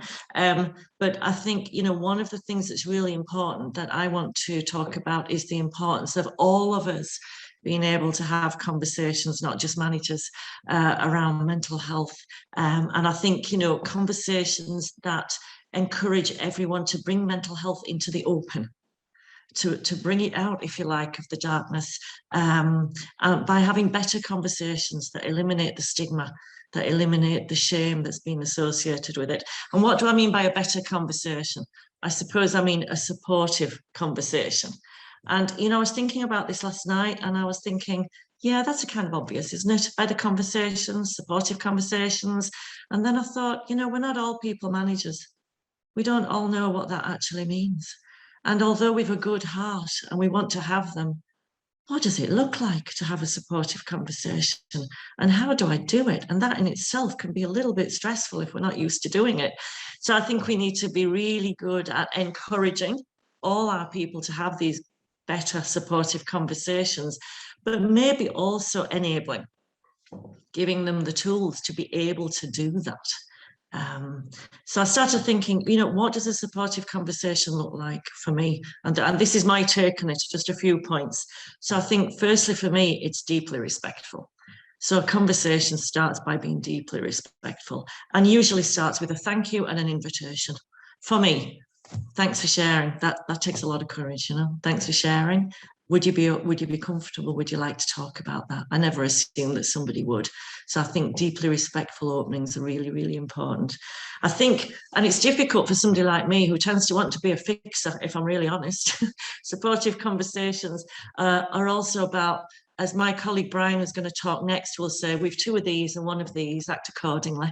So more listening and less talking. And that's really difficult to do because we've good hearts. And when we're witnessing people in distress, we want to not let them be in that distress. And it's also hugely uncomfortable for us, as we say, to sit in the mess a little bit and just sit quietly and really well listen. But we can't help if we don't listen first. So we need to know the story before we can do anything. So really listening more than talking, and listening with empathy. And what do I mean by that? I mean, listen to understand, not to fix. Listen to understand, not to fix. It's really important and hard to do again. And I think also it means enabling. You know, people who are struggling are me and you. There's no them and us, it's just all of us. And all of the people that you've recruited, including yourselves who are there, were recruited because the company believed they were competent people with a good heart able to do the job. They're no different, but the same people. They're just struggling a little bit. They're just stumbling a little bit right now. So it's about not taking over, you know, not disabling and taking over, but saying, you know, what might you need right now to help you? So it's enabling, but not taking over. And I think, you know, it's full of hope. Hope is the key message. Supportive conversations are always full of hope. It doesn't mean I know you'll do this, because you don't know. But it means, you know what, I believe there's a way through. I know there's a way through. It's just finding it. And hope is hugely important. And I think, you know, it can also involve sharing some of your own story, which kind of fits very well with what people were saying earlier. Stories are really powerful and they really connect and they're so important. And I think it might mean sharing some of your own story. But like all powerful things, I think powerful ingredients should be used with care and forethought. So I think, you know, stories are massive, but I think they have to have a clear point. What's the point of this story? They have to be relatively short and also very relatable to the audience. You know, it's about, does this relate to the audience? Because what you're trying to do is connect. It's really important to connect and have a message. So connecting might mean showing some of your own vulnerability, but with a purpose, not just for the sake of it. What's the message? And usually it's a message of hope again. So what's it like to struggle? We've all been there. What's it like to find a way through? We usually get there, even though it can be messy. And what are we like now? Because we're never the same. It's always about going forward. So it's always hopeful and always about going forward. So stories need to be full of hope, not triumph, just hope. So I suppose bringing that to a close, you know, a reminder for me is about better conversations about mental health belong to everybody. They're not just for managers. And we need to encourage everybody to have these conversations, but we also need to enable our staff who are not all naturally given to them to be able to have those conversations as well. And maybe that can form part of our action plan going forward. So that's all I have to say. That's my message for today. I hope it's been useful. So I'll stop at that point before I go on and start doing anything else, Barbara. That's wonderful. Thank you so much. And I hope for any of the organisations who are thinking about signing up or would like to find out more, the fact that you and Don and Brian are here, they're getting a tiny little taste of what it might be like to work with you guys, because I have to say, I feel very blessed to have had the experience of co-facilitating beside you guys for so many years and having learned so much, and I'm still learning. And I loved what you said there about the enabling, that we need to do more of that. We need to have that hope. So thank you so much for joining us on the Sea Change journey and for facilitating our programme. And if you would like to now present, I know you have a couple of awards, so if you would like to go ahead and do that, please. Yeah, absolutely. And again, just before I do, I want to again echo what John said. Look, it's our privilege. You know, I sometimes say to myself, can't believe they actually pay me to do this. Isn't it absolutely brilliant? Now, that's not a hint to stop paying me, by the way, but I just need to acknowledge that. And I have met some lovely people. And I do think, like we would all say, we learn from you. So I don't want this to come across as let me tell you how, because actually every time we come off one of these programs or one of these events, I've learned a huge amount from the speakers today, and I'm going to be listening back to that. So absolutely, thanks for the opportunity, Barbara. So now I am absolutely delighted to congratulate AIB Homes for completing their 6-step pledge. And I'm really delighted to present them with their award.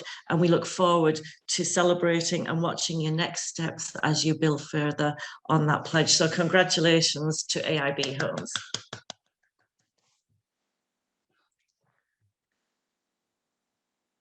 Sorry, I was on mute there. Thank you very much for that.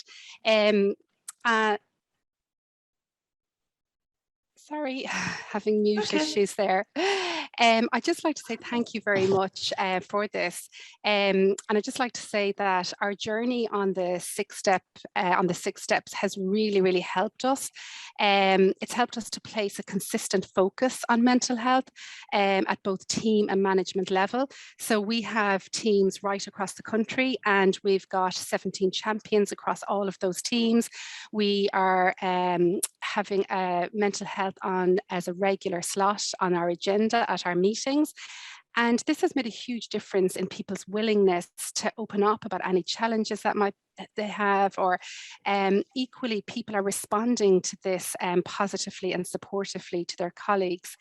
Just one other example of the positive shift in culture that working with Sea Change has brought to our organisation is that at our recent quarterly recognition event, there were 2 awards given on the topic of mental health, which is a real shift, a positive shift in our culture.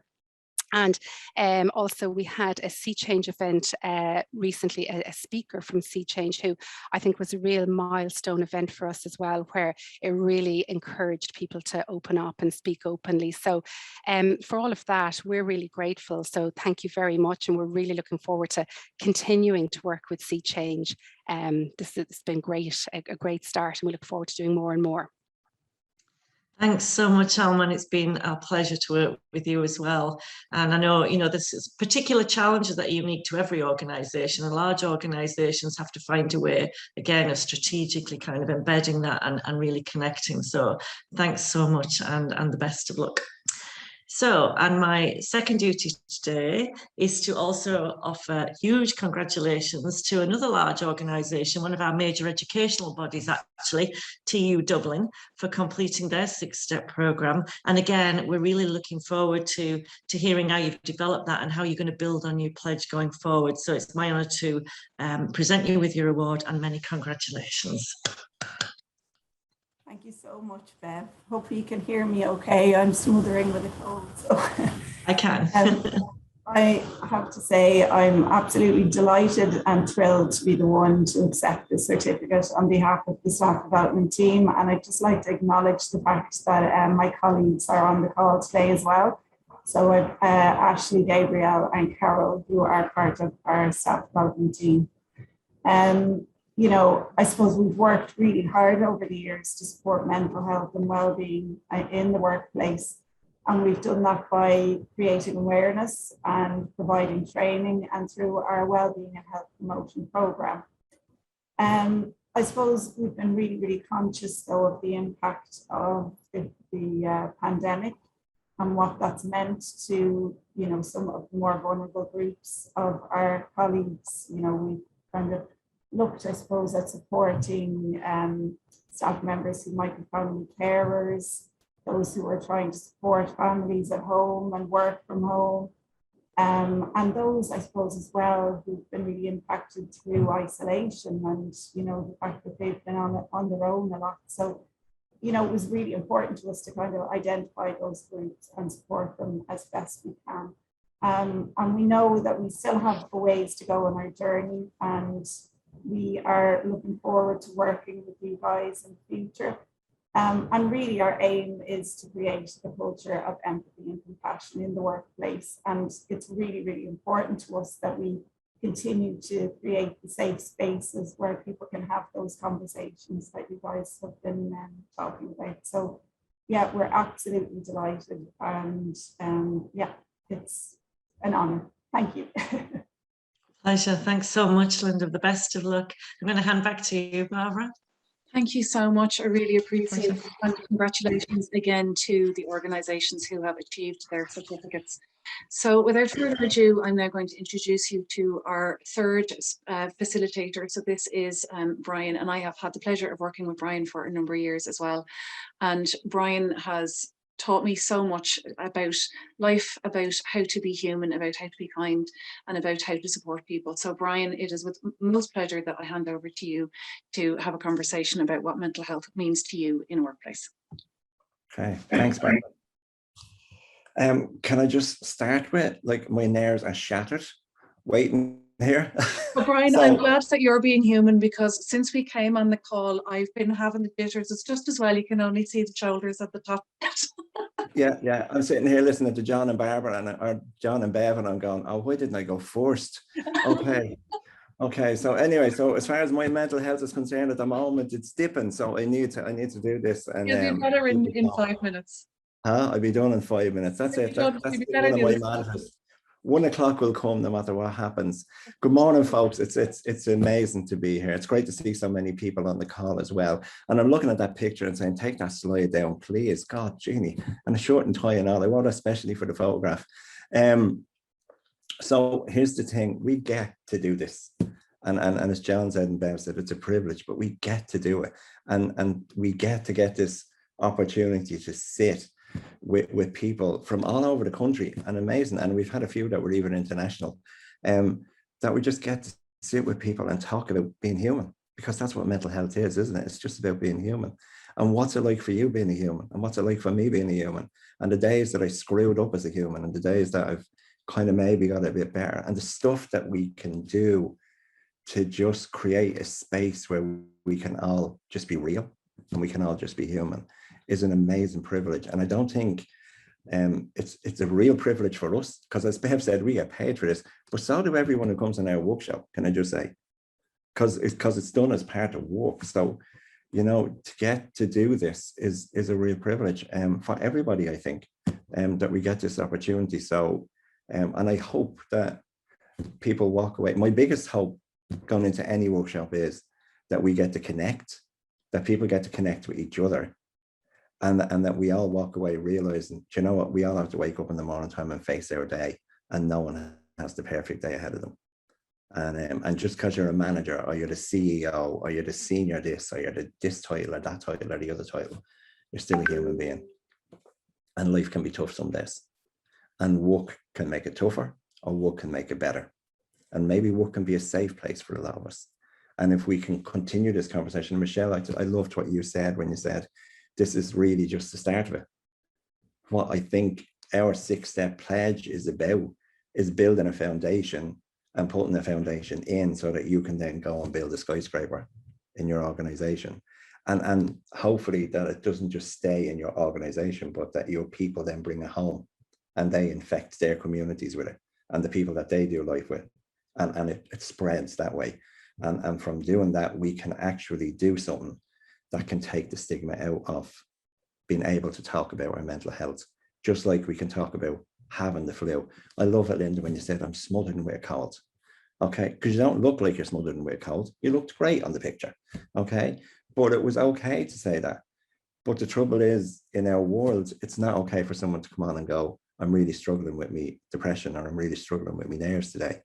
And that's the thing. If we can take stigma out, where to the extent that people can come on and say those kind of things just as easy as it is to come on and say, hey, I'm struggling because I'm smothering, then you're still here, you're still functioning, you're still doing the job, and you're doing a great job too, by the way, but you're still doing it just because you're not firing on all cylinders, or you're not 100%. And it's like that with our mental health, isn't it? We've all had days where we're not like doing brilliant, but we can still manage, we can still do the work. So that's what stigma reduction is all about. It's about getting to a place where we can talk about that stuff and it's normal. So hey, that's enough of me waffling on. When I get nervous, I keep talking, you see, it gets dangerous. So I need to stop now and go. Listen, thank you so much for letting me come on and be part of this. I get to present 2 certificates to people today, virtually. I've never done this in my life before. So this is a bucket list moment. I'm getting to do something I've never done before. So I get to present. I'm not sure who's coming up first, so I need to be awaiting the name to arrive. It's HPRA. Okay, HPRA. I'm not sure who's the representative of HPRA, but can I just say, you are amazing.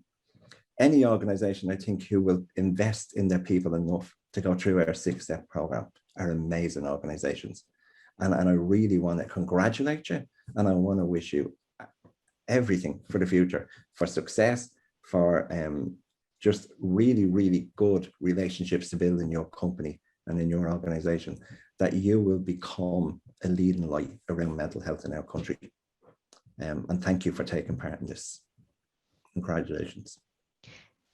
Thank you. Yes, Claire, and it's an honour to represent HeadServe today. So I'd like to sincerely thank all the team at Sea Change, the coordinators and the facilitators who visited our offices and engaged with me to get this launched, and then engaged with our managers, engaged with our whole team in reducing mental health stigma in our workplace. And it's an honour to be joining this community and to have signed our pledge today. The support has been invaluable, and it has created the space to get conversations started. I'm hearing a lot more conversations, and those conversations are much more honest, much more open, and much more frequent. So we're so excited to have come this far on our journey and to have reached this milestone, and to keep going and to keep focusing on mental health at HeadServe. So thanks so much for having us today and for supporting us over the last number of years. Okay, congratulations again, Claire. Thank you very much. Round of applause, round of applause. Okay, and our next organization, I believe, is Solace. So again, all I can say is congratulations, Solace, well done. You know, there is a very unique tribe of organizations in our country who have completed this 6-step program. You belong to a unique group now, all of you who graduated kind of today and who have graduated over the years. So to be part of this group is amazing. And I just want to say congratulations, well done. And we look forward to working with you all in the future again. Who's from Solace? Who's here with us today? Thanks, Brian. Karen is the name. I'm here to represent Solace today. Hi, how are you? I'm good. Good. Thank you very much. I'm just here today on behalf of Caroline Jones, who was our advocate for Sea Change when she implemented it in 2019. And the changes we've experienced within Solace and the timeliness of it overlapping with the pandemic, it couldn't have been any more successful for our staff. Even listening today and hearing other goals and what's been happening, it's just such an eye-opener to how much we do already and how much more we can do. And now we have names and support of people that we could maybe lean towards to help us with implementing more initiatives within Solace. It's incredible, and I'm just so delighted to be here today to represent Solace. We've had a huge increase in EAP actually since 2019. 2019 we only had 4 people, 4 clients, users, and then up to today we've had 88 sessions. So there's been a huge increase, and that's just down to the openness and the trusting, which is probably mentioned in the very beginning of this whole ceremony, was the relationships between the management and the team. So for that, we're very grateful, and we look forward to working with you again on a continuous basis. Thank you very much. Thanks so much, Karen. So thank you again, everybody, for letting us be part of this. And I'm so glad my bit's over, and it's all back to you, Barbara. Thank you so much. Thank you so much for joining us, and it has been my absolute pleasure and privilege to work with all of these organisations, and particularly our facilitators. And I think it seems to be the part of the theme that we're talking about today, is this piece around privilege, because we are privileged to be able to have conversations about this. We are privileged to be able to bring these conversations into our workplaces. And so I just wanted to pick out a couple of things that you guys had mentioned. So John, you spoke about what we see here and experience, and about how that helps us to create change. It allows us to do that, and how we can follow the lead and how we can model those changes. And I think that's been echoed in some of the other things that other people have said on this call as well. Bev, you talked about, we've mentioned enabling, you talked a huge amount about hope, you talked about care and forethought, and you talked about putting tools in place. I think the idea of that piece with good hearts, and you talked about a powerful recipe, I think those are really, really strong images that I'm certainly going to take away from this conversation. Brian, you talked about a safe place, you talked about a foundation that we can build a skyscraper on. Again, that was another image that was really powerful for me. But you talked about how we can bring it home, how we can talk, and then how we can be a leading light. And I think those are things that we all want in our lives. We want to have that leading light to guide us, but we also sometimes want to be it. And I think this is the thing, and this is the opportunity and the privilege that we have to have these mental health conversations and to be that guiding light in our workplaces for the people who are struggling and show the way, but also to create a space where it's safe to have those conversations and maybe prevent somebody getting to the place where they are really, really struggling. That maybe if we have these conversations sooner, that our workplaces are safer, that maybe we won't get to the place where people need as much support. So I think it's amazing to have those conversations, and I'm delighted to be part of that unique tribe that you mentioned, Brian. It has been my absolute honour and privilege to be working in this organisation and doing this work and talking about mental health for so long. So officially, we are now coming to a close from the point of the certification. So what I would like to do is now open up the Q&A session. So initially we weren't going to run a Q&A session and we were going to go straight into the research, but I actually think we've got so much learning from this morning that maybe there are a couple of questions that we should give a couple of minutes, because we've been talking about we've been talking about being more open, we've been talking about having conversations. So I'd like to give everybody the opportunity. We're going to take about 10 minutes now and do a Q&A. So if you have any questions for any of our speakers, from our speakers this morning or from our facilitators, we would be delighted to answer those questions, or indeed from our Sea Change staff as well. We also do have some slides with resources which we will show later on as well as part of the research, and we will be following up with an email with all of the links that we've spoken about and all the resources that are available. So they will be coming to you later.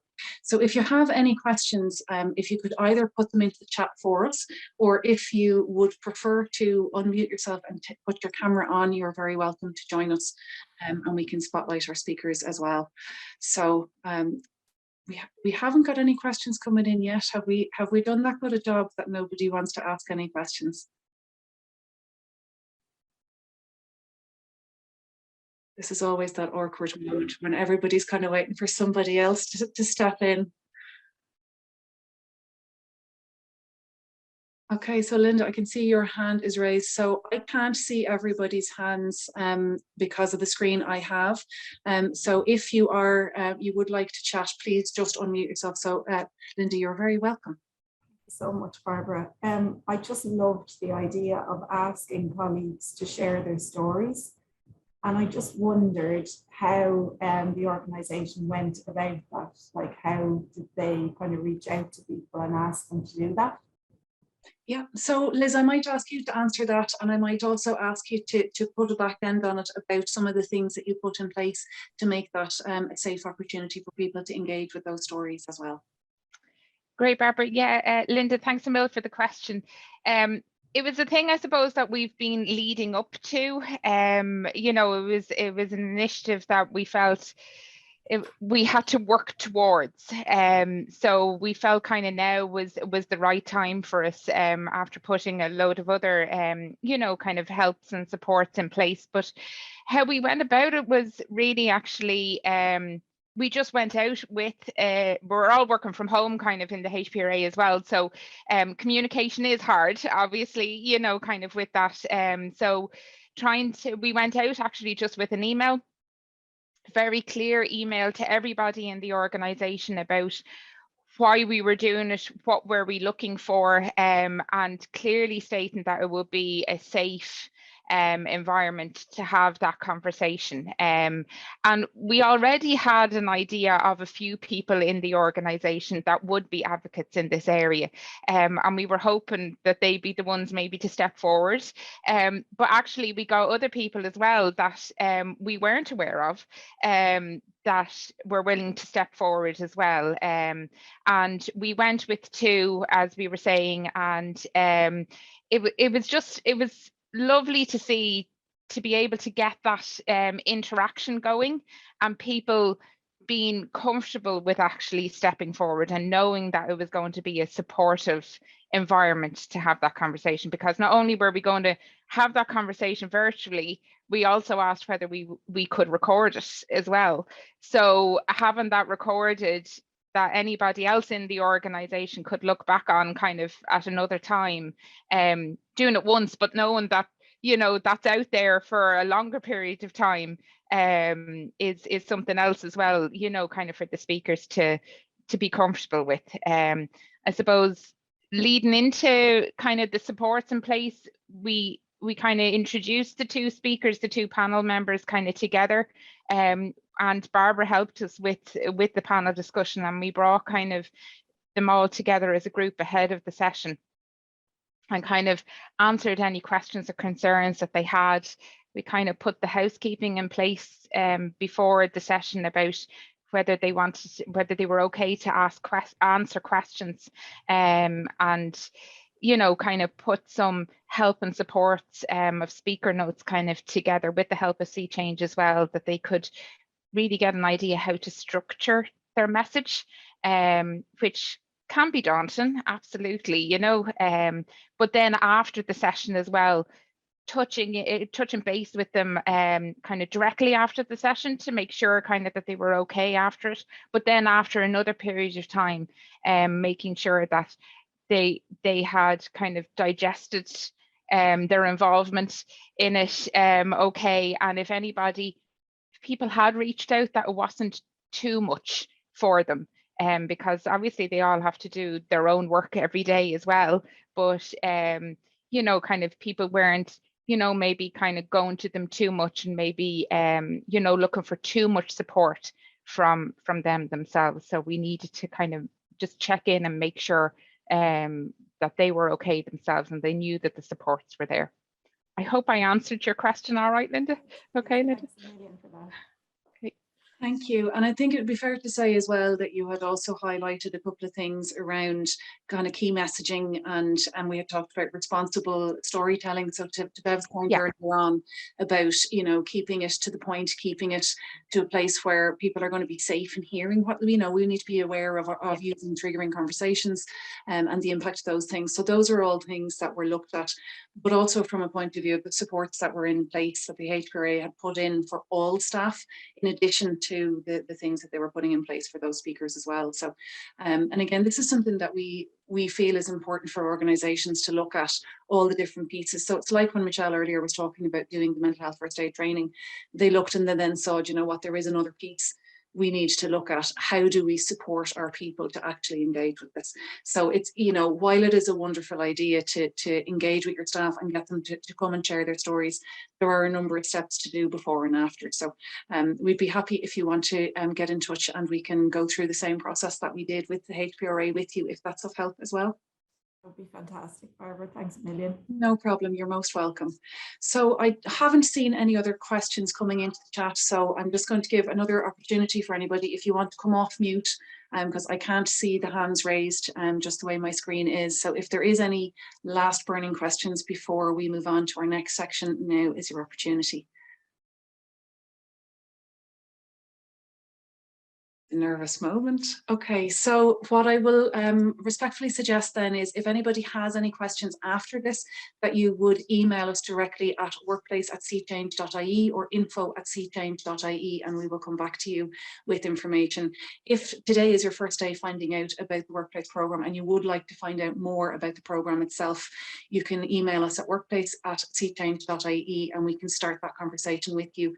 We can show you the different things that we have from a resource point of view, and we can look at what it is that we can do to support you to have these different conversations about mental health in your workplace. So Rachel, if you want to put up the slides there, we will just end this session and move into the next one. So did we have a slide with the workplace resources before we went into this? So just as we're exiting our workplace section, you can see on the slide there, we have quite a lot of different resources. This is only a small amount of them. So we have a number of different guides. We have action plan, we have a case law review guide, we have mental health policy documents, we have the employment law booklets as well, just to say, these are small. You know, these are the kind of things that there's like 8 or 10 pages in them. They're not huge. And it's about how do we have that open communication, like we've heard throughout this entire call this morning. How do we be more transparent? And we've provided a couple of other documents there on things like how to have a conversation. So all of these are downloadable, all of them are available free of charge, and a lot of the content is available outside of our workplace program as well. So if there is something that you would like to get access to, please do drop us an email at workplace@seechange.ie or info@seechange.ie.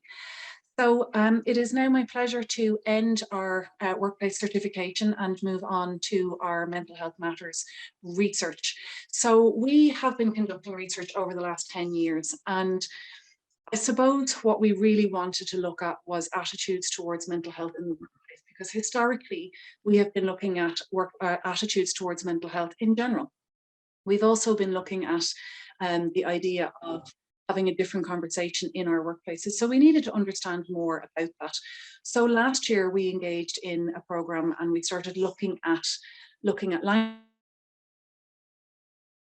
language. We started looking at feedback from our workplace program, because we've now had 8 years of content coming back to us and people having conversations and asking us questions and trying to find out what is it that we really are afraid of? Why can we not have these conversations? What are the barriers and how do we get to that? So what I'd like to do is start with a couple of stats, and just to say that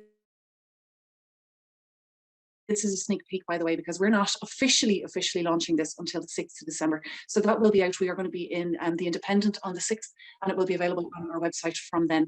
After the 6th, we will also have a hard copy available. So if you would like to get access to that, it's downloadable on our website from the start of December, and then we'll have the printable versions available by post as well, so you can email us for those.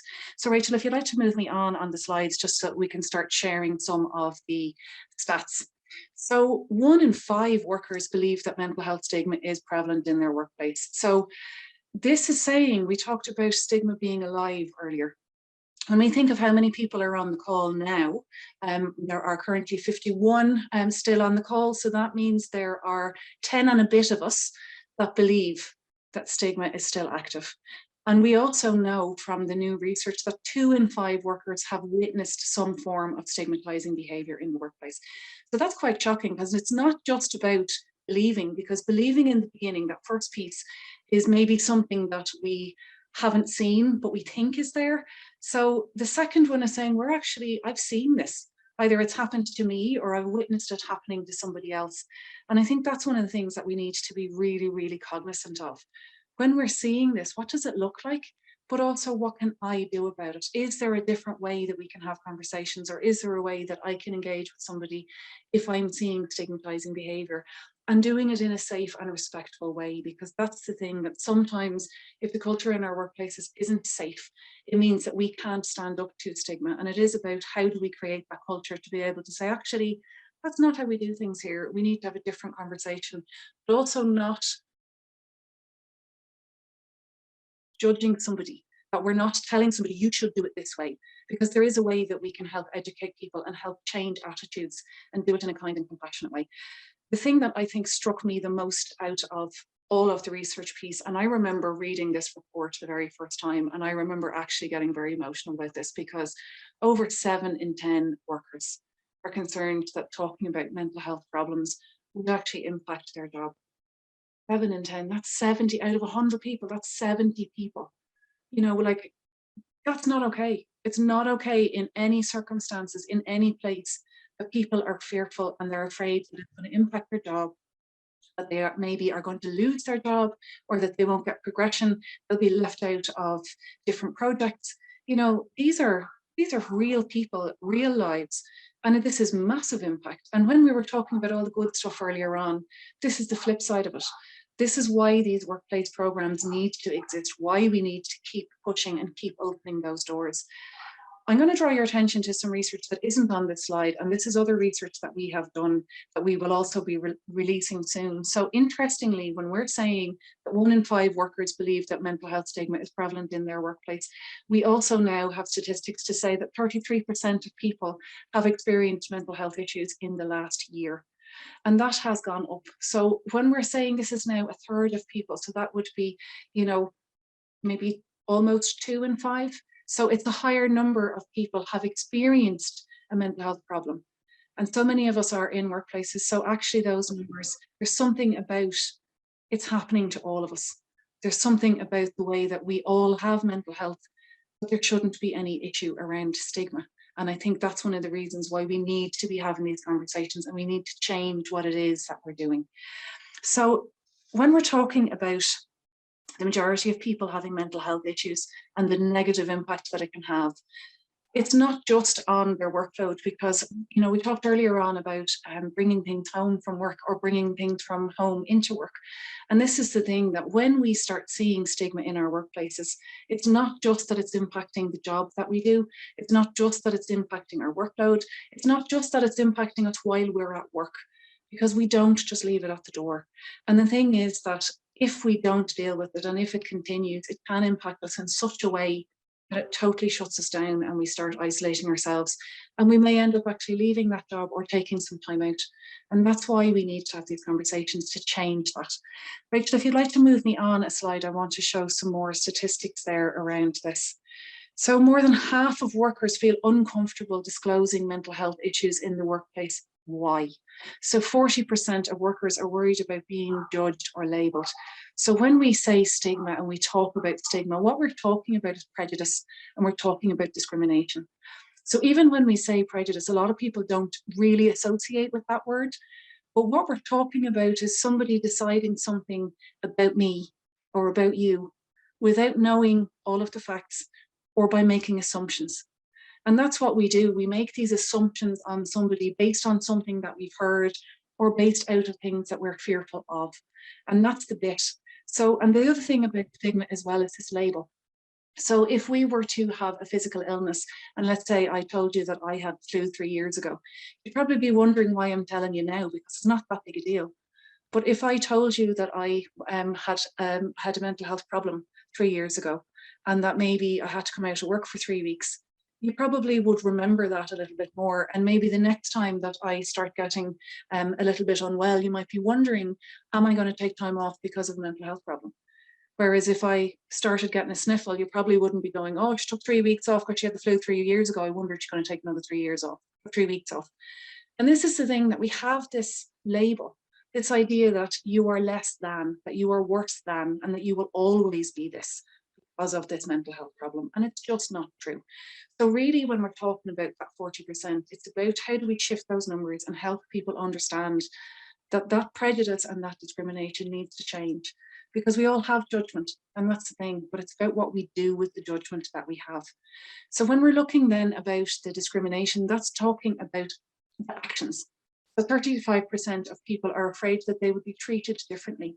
So that means that maybe they'll be excluded from conversations, maybe they will have jobs taken from them, or left out of projects. You know, there's lots of different ways that people are excluded, and sometimes it's very small ways. And sometimes, and this is the really hard one, sometimes we exclude people because we think we're doing the right thing. We think that we are helping them because we're not making it difficult. We're trying to make it easier for them because we know that they're struggling. The thing is, when we do it to them, that's a different thing than doing it with them. So instead of somebody maybe saying, you know what, I know Barbara's struggling at the moment, and I'm going to take this task off her so that she has an easier workload this week. Maybe I'll feel like, well, what did I do wrong there? Or, you know, is my job in jeopardy here? Or what is it? Why did that happen to me? And what did I do wrong? Whereas maybe if I was approached and was told, do you know what, I recognize that you need a bit of support at the moment. What can we do? Would it help if I took this project off for the moment and did a bit of heavy lifting? Then I have a chance to engage with it, and it's a totally different thing. And it means that I wouldn't feel that I was being left out or that I was being discriminated against. And that's how we need to shift these conversations. When we say that, you know, we talked about understanding earlier on, and this idea that people feel unheard and they feel like people don't understand, I think that is a really powerful thing for us. And Bev said it earlier about having two of those and one of those. We need to listen twice as much as we speak so that we can understand, because Bev made that point earlier, we need to listen to understand. Because quite often when we talk about mental health or we're thinking about mental illness, we make these assumptions, we think about the judgments, we think about those prejudices, or even we don't think about them and they just jump in. And then we make assumptions and we don't listen and we don't understand because we haven't heard that person. And I think that the piece there, 26% of workers were worried that it would affect the job progression. I think that is kind of normal thinking about those other stats, that it is the type of thing that people are going to be concerned. And the thing is, when we start tying this to mental health, we're now adding an additional worry. So now I've got the normal stresses and strains of life, and then I've got my illness to deal with, and then I've got the stigma to deal with. But now I also have to worry about my job as well. So that's an additional thing, even on top of the stigma. And this is where we really need to see that we do need to improve this negative impact. We need to be having a different conversation. We need to change that worry. We need to alleviate those fears. And I think thinking about some of the things that Michelle and Liz spoke about earlier, about having a plan, about talking about what's going to happen, about how things are going to improve and how things are going to change. Those are the ways to start having different conversations. If you'd like to move me on a slide there, Rachel, please. So I don't know if you can fully see the screen, so I'm going to read it just in case you can't. So this is a quote from Linda Garvin. She is one of our wonderful Sea Change ambassadors. If you aren't aware yet of our Sea Change ambassadors, please do visit our website, seachange.ie. We have a volunteer section and all of our ambassador stories are there. We also have a podcast that you can listen in and find out more about mental health and the journeys that so many of us are on. So that's available on our website, and it's also on our the podcast on Spotify as well. But Linda says, if I am standing at the bottom of the stairs beside Jane, who is in a wheelchair, getting to the top of the stairs is far more difficult, perhaps impossible for Jane than it is for me. Jane can also provide medical evidence, let's say an X-ray or an MRI, as to why she cannot get to the top of the stairs without additional resources and support. It's likely that Jane's manager and colleagues will discuss how to accommodate her needs and try to support her. John has bipolar disorder, but he cannot provide a medical test result to prove he has a mental health difficulty and that he needs additional resources and support to overcome his difficulties. It is less likely that John's manager and colleagues will understand his perspective. It's unlikely that his illness and the challenges it brings will be openly discussed with him. Both people are struggling, but they're treated very differently. Workplaces talk about wellness and mental health. Workplaces do not talk about mental illness and how that feels so different depending on the illness and the individual. This is what we need to talk about, because here's the thing, we all have these health policies, we all have these well-being policies, we have sick leave, we have these different procedures in place. But quite often we are so afraid of having that conversation about mental health because we don't know what to say, we're afraid of saying the wrong thing, we're afraid of giving the wrong advice, that we quite often ignore the elephant in the room, and we also don't provide what is legally entitled to that employee. And this is a thing that we need to have different conversations. So what we could have done differently in this scenario is to say, what would help you right now? What do you need? So when we're talking about reasonable accommodation, usually if somebody needs reasonable accommodation, they would say, well, you know, if, for example, in that instance with Jane, she would say, well, I'm in a wheelchair, I need support to gain access to the building. This is what it might look like for me. So with John, he may be able to say, well, I need support for my mental health. And what that might look like is maybe time off to attend my medical appointments, or maybe to work more flexible hours because I find that I'm not sleeping great, so I'd like to work a little bit later, or my optimum time to work is 4 o'clock in the afternoon. So there are different ways for different people. And I think the piece that has been lifted out so well there by Linda is the fact that it's individual. We need to be mindful of the fact that every single person is different. And so their experience of a mental health difficulty is different. So even if you had two people both having bipolar disorder, I guarantee you that their experience of it and what helps them may also be different.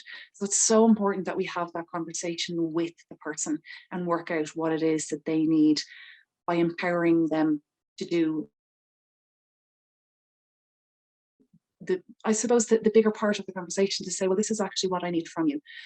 Rachel, if you'd like to move me on a slide. So going back to some stats there, we see 3 in 4 workers agree that workplaces should prioritise reducing mental health stigma. So this is really good that we're seeing the majority of people want mental health to be on the agenda. We want to have conversations about mental health at work, and we think it's appropriate.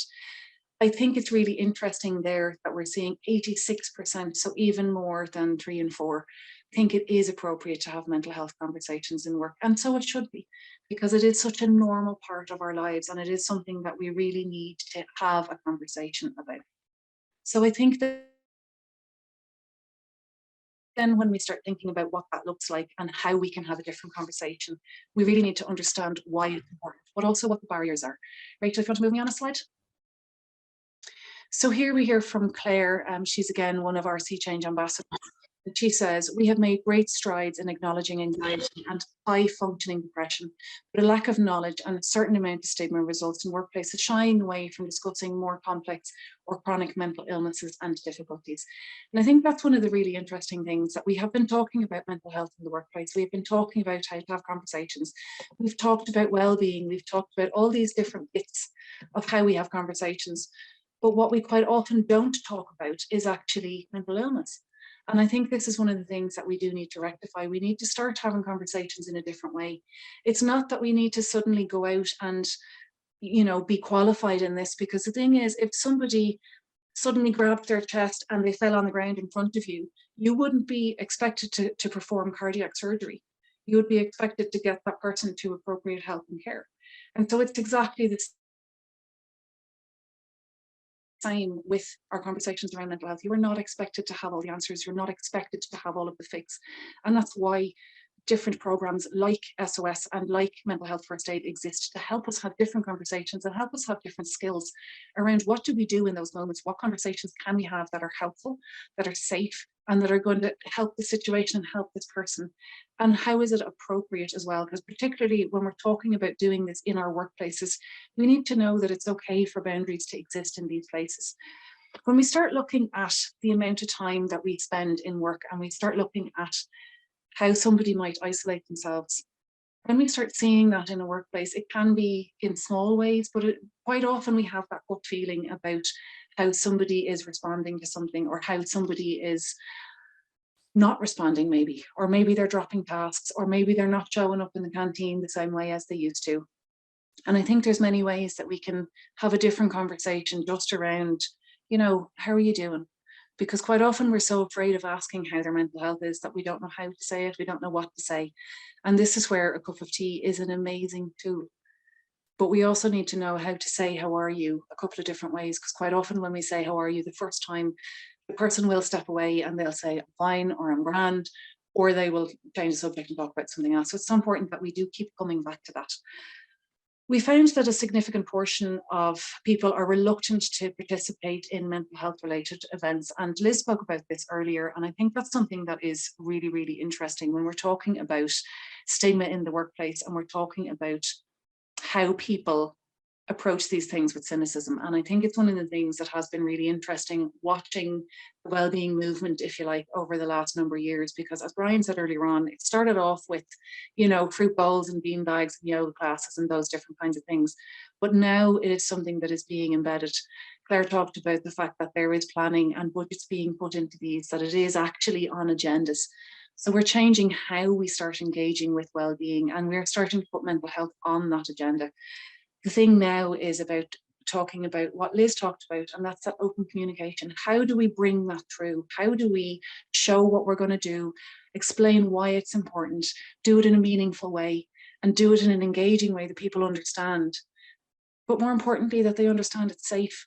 Because one of the things that when we started looking at the pieces around our statistics, sorry, I'm just looking for my sheet with the statistics around being judged and labelled.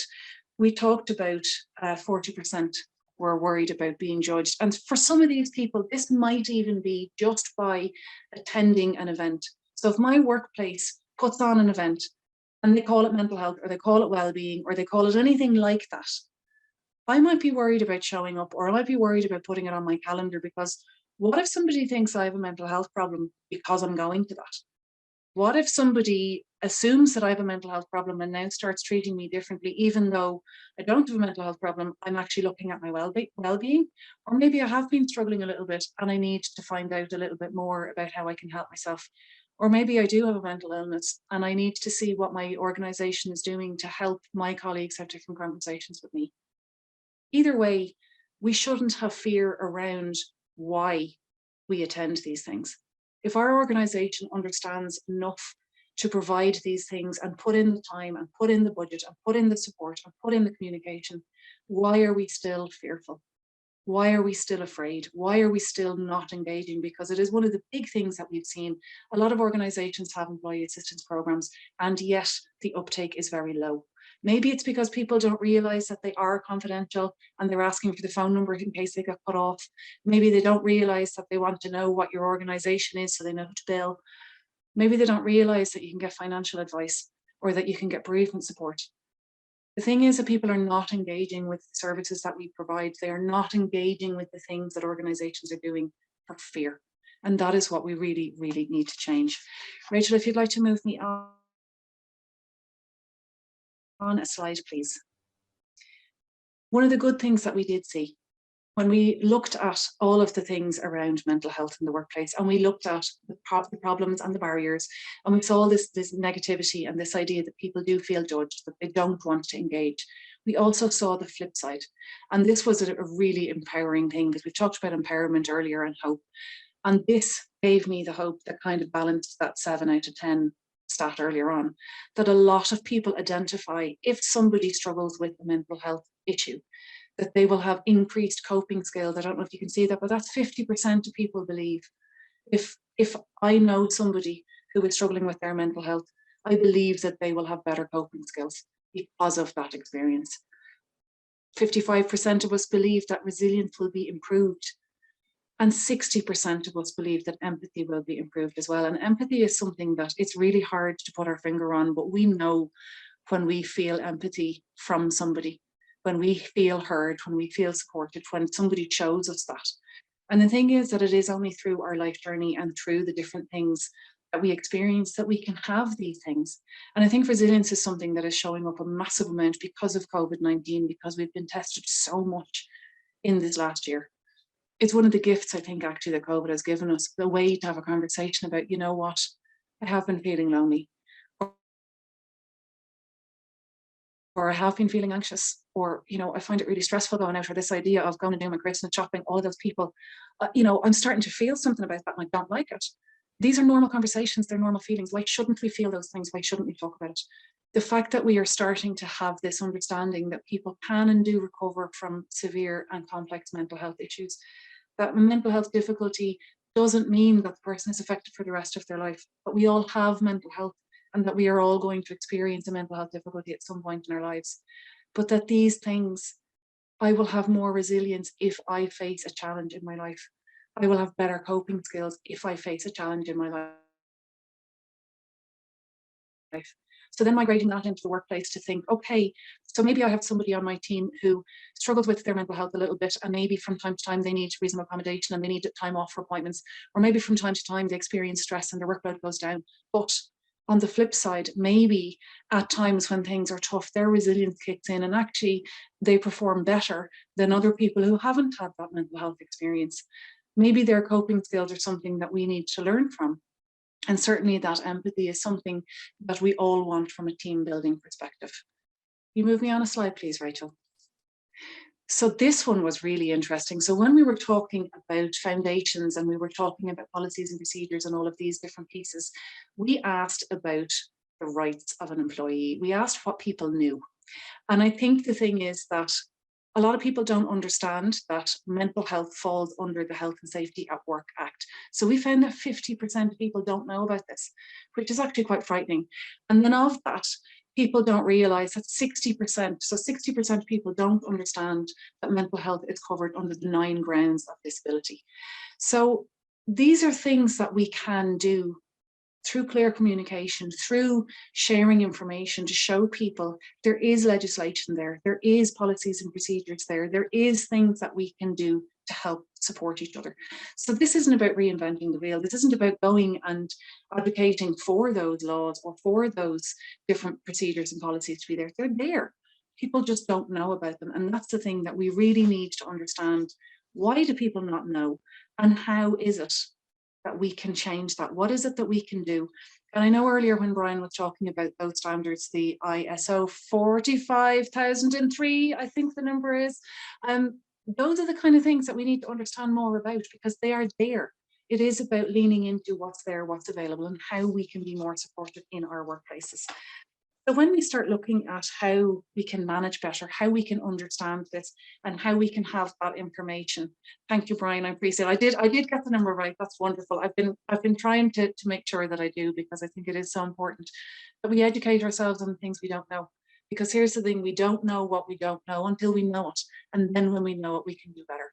But we can't do better until we know. So it is about how can we go and find this information, where can we get it, and what can we do to find out more. Rachel, if you'd like to move me on a slide, please. So I know this slide might be showing up small, so I'm going to read these for you as well. So these are some quotes that we have had from different people who engage with us through our ambassador program and also our workplace program as well. So being passed over for a promotion because someone senior feels you wouldn't be able to cope due to a history of mental health difficulties can make you feel angry both at them and yourself. Regrettably, some leaders in the workplace still buy into the myth that only strong people succeed, so they dare not acknowledge any perceived weakness or vulnerability. And in the role I'm in now, I feel totally supported, more than I have in any other role. A flexible attitude to work times and location makes me feel more in control and capable when I have had days and when I have bad days, and my manager is so empathetic when it comes to dealing with things like grief and illness. Some very different experiences there, from going to the point of feeling, you know, I can't say anything because the buy-in isn't there, that the managers think that, you know, mental health isn't an issue, or that, you know, I'm weak or I'm vulnerable or I'm going to be a problem to my workplace if I have a mental health problem, to being passed over, to being unseen and unheard because something happened to me in the past. And this is where I use my life story, because I now run Sea Change and I get to manage an incredible team. I get to work. I have the privilege of working with so many organizations. I am that person because I'm a suicide survivor, and I was in that position 13 years ago when I was on life support because of the difficulties I'd had. And I am very, very lucky to work in an organization that I don't feel that I have to hide that. And I don't feel that I have been treated less well because of that experience. If anything, I have been celebrated in that point of understanding that I do have resilience, I do have coping skills, and that I do have empathy. So those things that we've been seeing in this research, I have lived that, and that's why I'm so passionate about it. But it's why all of our ambassadors want to have these conversations, and why our workplaces are so passionate about creating change, because we see that and we want to get to that place where that last quote is saying, I feel totally supported. Totally supported. Imagine what that might feel like. If we could remove stigma to the place where people feel safe coming to work, that they feel that they can be themselves, that it's okay to show up and say, do you know what, I'm not great today. I'm okay to do my job, I'm just not great. And I think it's wonderful when you came on earlier on, Brian, and you were saying that you were a bit nervous. You know, that's so human and it's so normal, and we need to be able to do that. And I think it's important that we do. If you'd like to move me on a slide, please, Rachel. So I mentioned earlier on that we have a number of resources. We showed some earlier on, but these are more our research that we have done. So the first one there is our What is Stigma guide. That was our research that was done in 2017. And this looks at general attitudes towards mental health in general, in the general population. We have just repeated that research, and we will be launching the booklet with a newly updated version of that particular research later this year. And that's called the Stand Up to Stigma guide. It's not on this slide because we are just in the process of completing it. You can see the Mental Health Matters booklet. So that's the one that we've just been looking at some of the stats. There is more information, so I've only given you a sneak peek because I really want you to engage in that booklet. And what we've done is we've tried to pull some resources into that guide to look at not just the why we need to have different conversations, but maybe some of the how. So we've talked a little bit about the language that we use and some of the things that we can do to change and some of the reasons why. So that will be available for download on our website in a fortnight's time. And currently we have the new reality of returning to the workplace guide on COVID-19. That is available as well for free for download on our website at seechange.ie. And that just looks at what it's like having anxiety and this normal response to living in a pandemic, because when we had our first lockdown last year, I don't think any of us saw us being in the space that we're in now. So, you know, while we delivered that last year, it is still relevant because anxiety is still with us all. We still are feeling lonely. We still are feeling different. Even the fact that I am standing in my room speaking to a computer, you know, it's very, very different than the experience that we would have had before. And it's normal to have anxiety and it's normal to feel strange in these circumstances. So if you want to find out more about the different kind of things that we have, I mentioned earlier as well that we have some booklets. So these are all downloadable from our website as well. These are the employment law workshop booklets. You can also find out about our Green Ribbon campaign. We have the 2020 report is available online, and we are currently completing our 2021 report, which will be available just in the new year. So if you'd like to move me on a slide, please, Rachel. So, if you could, please, we would be very grateful. One of the girls is going to put a link into the chat now. If you could please fill out a feedback form.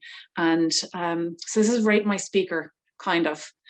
If you wouldn't mind, we would be very grateful to find out how you found this event, how you found the content, if you found it helpful, if you found it of interest, if it's of benefit, and what we could do more. So if there is something that you would like to tell us, please put it into the feedback form. So you can stop sharing slides now. Thank you, Rachel. And if everybody would take a moment and just fill in that form, I think that the link will be in the chat in one moment. So while the link is going into the chat and you're taking a moment to do that, I would now like to open to questions because we have a few minutes before we close. So if anybody has any questions, so again, I can't see everybody on the screen. So if you could either put your question into the chat box or unmute yourself and put your video on so that I could see you, I'd be grateful. So if you have any questions either that have come up for you about the first part around the workplace program and certification, or about the research that we've done, if you have any questions at all, please do let me know. Barbara, hiya, how are you doing? It's Louise O'Brien here in Boots. How are you? Hi Louise, how are you? Great, thanks a million. And Barbara, I was just wondering in relation to some of that research that you mentioned. So I think on the opening slide or one of the early slides, you'd mentioned about one, was it 2 in 10? Yeah. 1 in 5, sorry, 1 in 5, yeah. Feeling that potentially there was a stigma.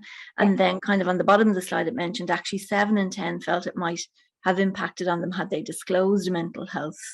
So is the insight from that actually then until they're putting themselves in them shoes that they're not really thinking about it? Is that what the inference is to be drawn from it? Because ultimately you'd be saying it'd be 2 in 10 if you were translating it directly across. Yeah, absolutely. And that's the thing, I suppose, if you wanted to, because obviously one of them is the total of 5 and one of them is the total of 10. Exactly, it would be 2 in 10 workers in that first stat if we were to go 10 for 10, yeah. If you like. So exactly that. So in that case, then we're saying 2 in 10 workers believe that mental health issues are prevalent in the workplace. But I suppose what I'm wondering is there a correlation then when they say kind of 7 in 10 actually feel it would directly impact them if they disclosed it? So really, is 2 in 10 much higher, if you know what I mean, considering 7 in 10 feel it would impact them if they disclose something? That's the thing. So part of it is around people having experienced stigma. So what we don't know about that is whether the person who has experienced stigma in the workplace, whether they have a mental health issue themselves or not, or whether they've witnessed it for somebody else experiencing that mental health issue. Around the 7 in 10 workers, what we know is that people are fearful that if they have a mental health issue or ever had in the future, So I think that's a more Okay. cognizant of the fact that people are aware that we all have mental health now, and that they are more understanding that actually it is likely that we will all experience a mental health difficulty at some point, and that if we were to experience a mental health difficulty, that it probably would impact in the workplace and have a negative impact there. So it's more around that, if I have it now or if I ever have it in the future. Perfect. Lovely. Thanks, Barbara. Thanks, Louise.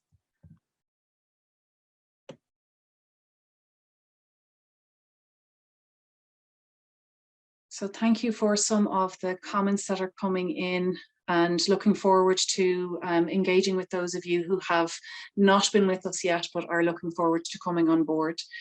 So I'm just frantically trying to scramble and see in the chat if there's any other questions there. Otherwise, if anybody wants to unmute themselves, they can do. We seem to be having a technical issue on the feedback link as well, so we may need to send you that after the event, and we would be very grateful. I know that when I get surveys, I tend to sometimes not do them after the fact because they take forever and life is really hectic, but this literally only takes 2 minutes, and we really would be very grateful because we are trying to understand what it is that we do well, but also what we could do better. So if you could take the time to do the feedback, we would be very, very grateful. So is there any other questions before we come to a close? I'm getting off very lightly here today, I think. So that feedback form has just gone into the chat. So now you can do it within the time of this, so I don't have to go chasing everybody after the event. So if you could just take a moment, please, if you click that link, it'll bring you through to an online form that will come directly back to us. And I really appreciate that all of you have given your whole morning to us to have conversations about mental health, to listen to people's stories, to hear about what it's like to engage in mental health conversations and work, to hear about research that is just brand new, to find out what we still have yet to do, because it's one of the things that I certainly see. We have come a really long way. We have done so much. And when I say we, I don't mean just at Sea Change, I mean as a society in general in Ireland. But I still see that we still have so far to go, because looking at that, coming back to that 70% of people think that they will have a problem and that they're afraid to talk about it, that makes me deeply sad. To think about the amount of people in my organisation, that 70% of them may be afraid of showing up and saying, I'm not doing okay today. I really hope that in our organisations we are getting to a different place, and that some organisations maybe have lower numbers, and that maybe we were just very unlucky in the people that we surveyed. I'm very hopeful and I will always be optimistic, but at the same time, those numbers are very hard. And I think it is really, really important that we all come away from this conversation, and like our facilitators have said, what can we do to make that change, to be that light? And it is about the small things, and it is about what we see, what we hear, what we experience, how we can empower others, how we can bring that hope, how we can be that light. So I thank you all so much for being with us today. If anybody does have any questions after this event, whether it's to do with the Sea Change programme itself for the workplace, the certification of your organisation, or our new research, you can email us, and that's workplace@seachange.ie, and you can also get us at info@seachange.ie as well. So the slides from today we will share in an email across all of the participants at a later point. The research will be available on our website, and that will be officially released on the 6th of December. If there is anything else that you would like information on, or you would like access to any of the documents that we shared today, please do get in touch with us and we would be delighted to support you. So thank you so much for joining us, and I'm delighted to give you back a gift of almost 6 minutes, no, 5 minutes now. So you have a couple of minutes to hopefully go and get a bit of fresh air, stretch your legs, get a cup of tea, because I'm sure many of you either have another meeting or hopefully a lunch break to get to. So the only other thing that I would say is, because we've been talking about mental health all morning, I hope you can take a couple of minutes to actually think about what mental health means to you right now, and what would help you have a really nice afternoon, a really good afternoon, and how you can engage with your own well-being. So thank you very much, and a huge congratulations to all of the organisations who completed their certification today. We're delighted to have you with us. Thank you very much, and well done.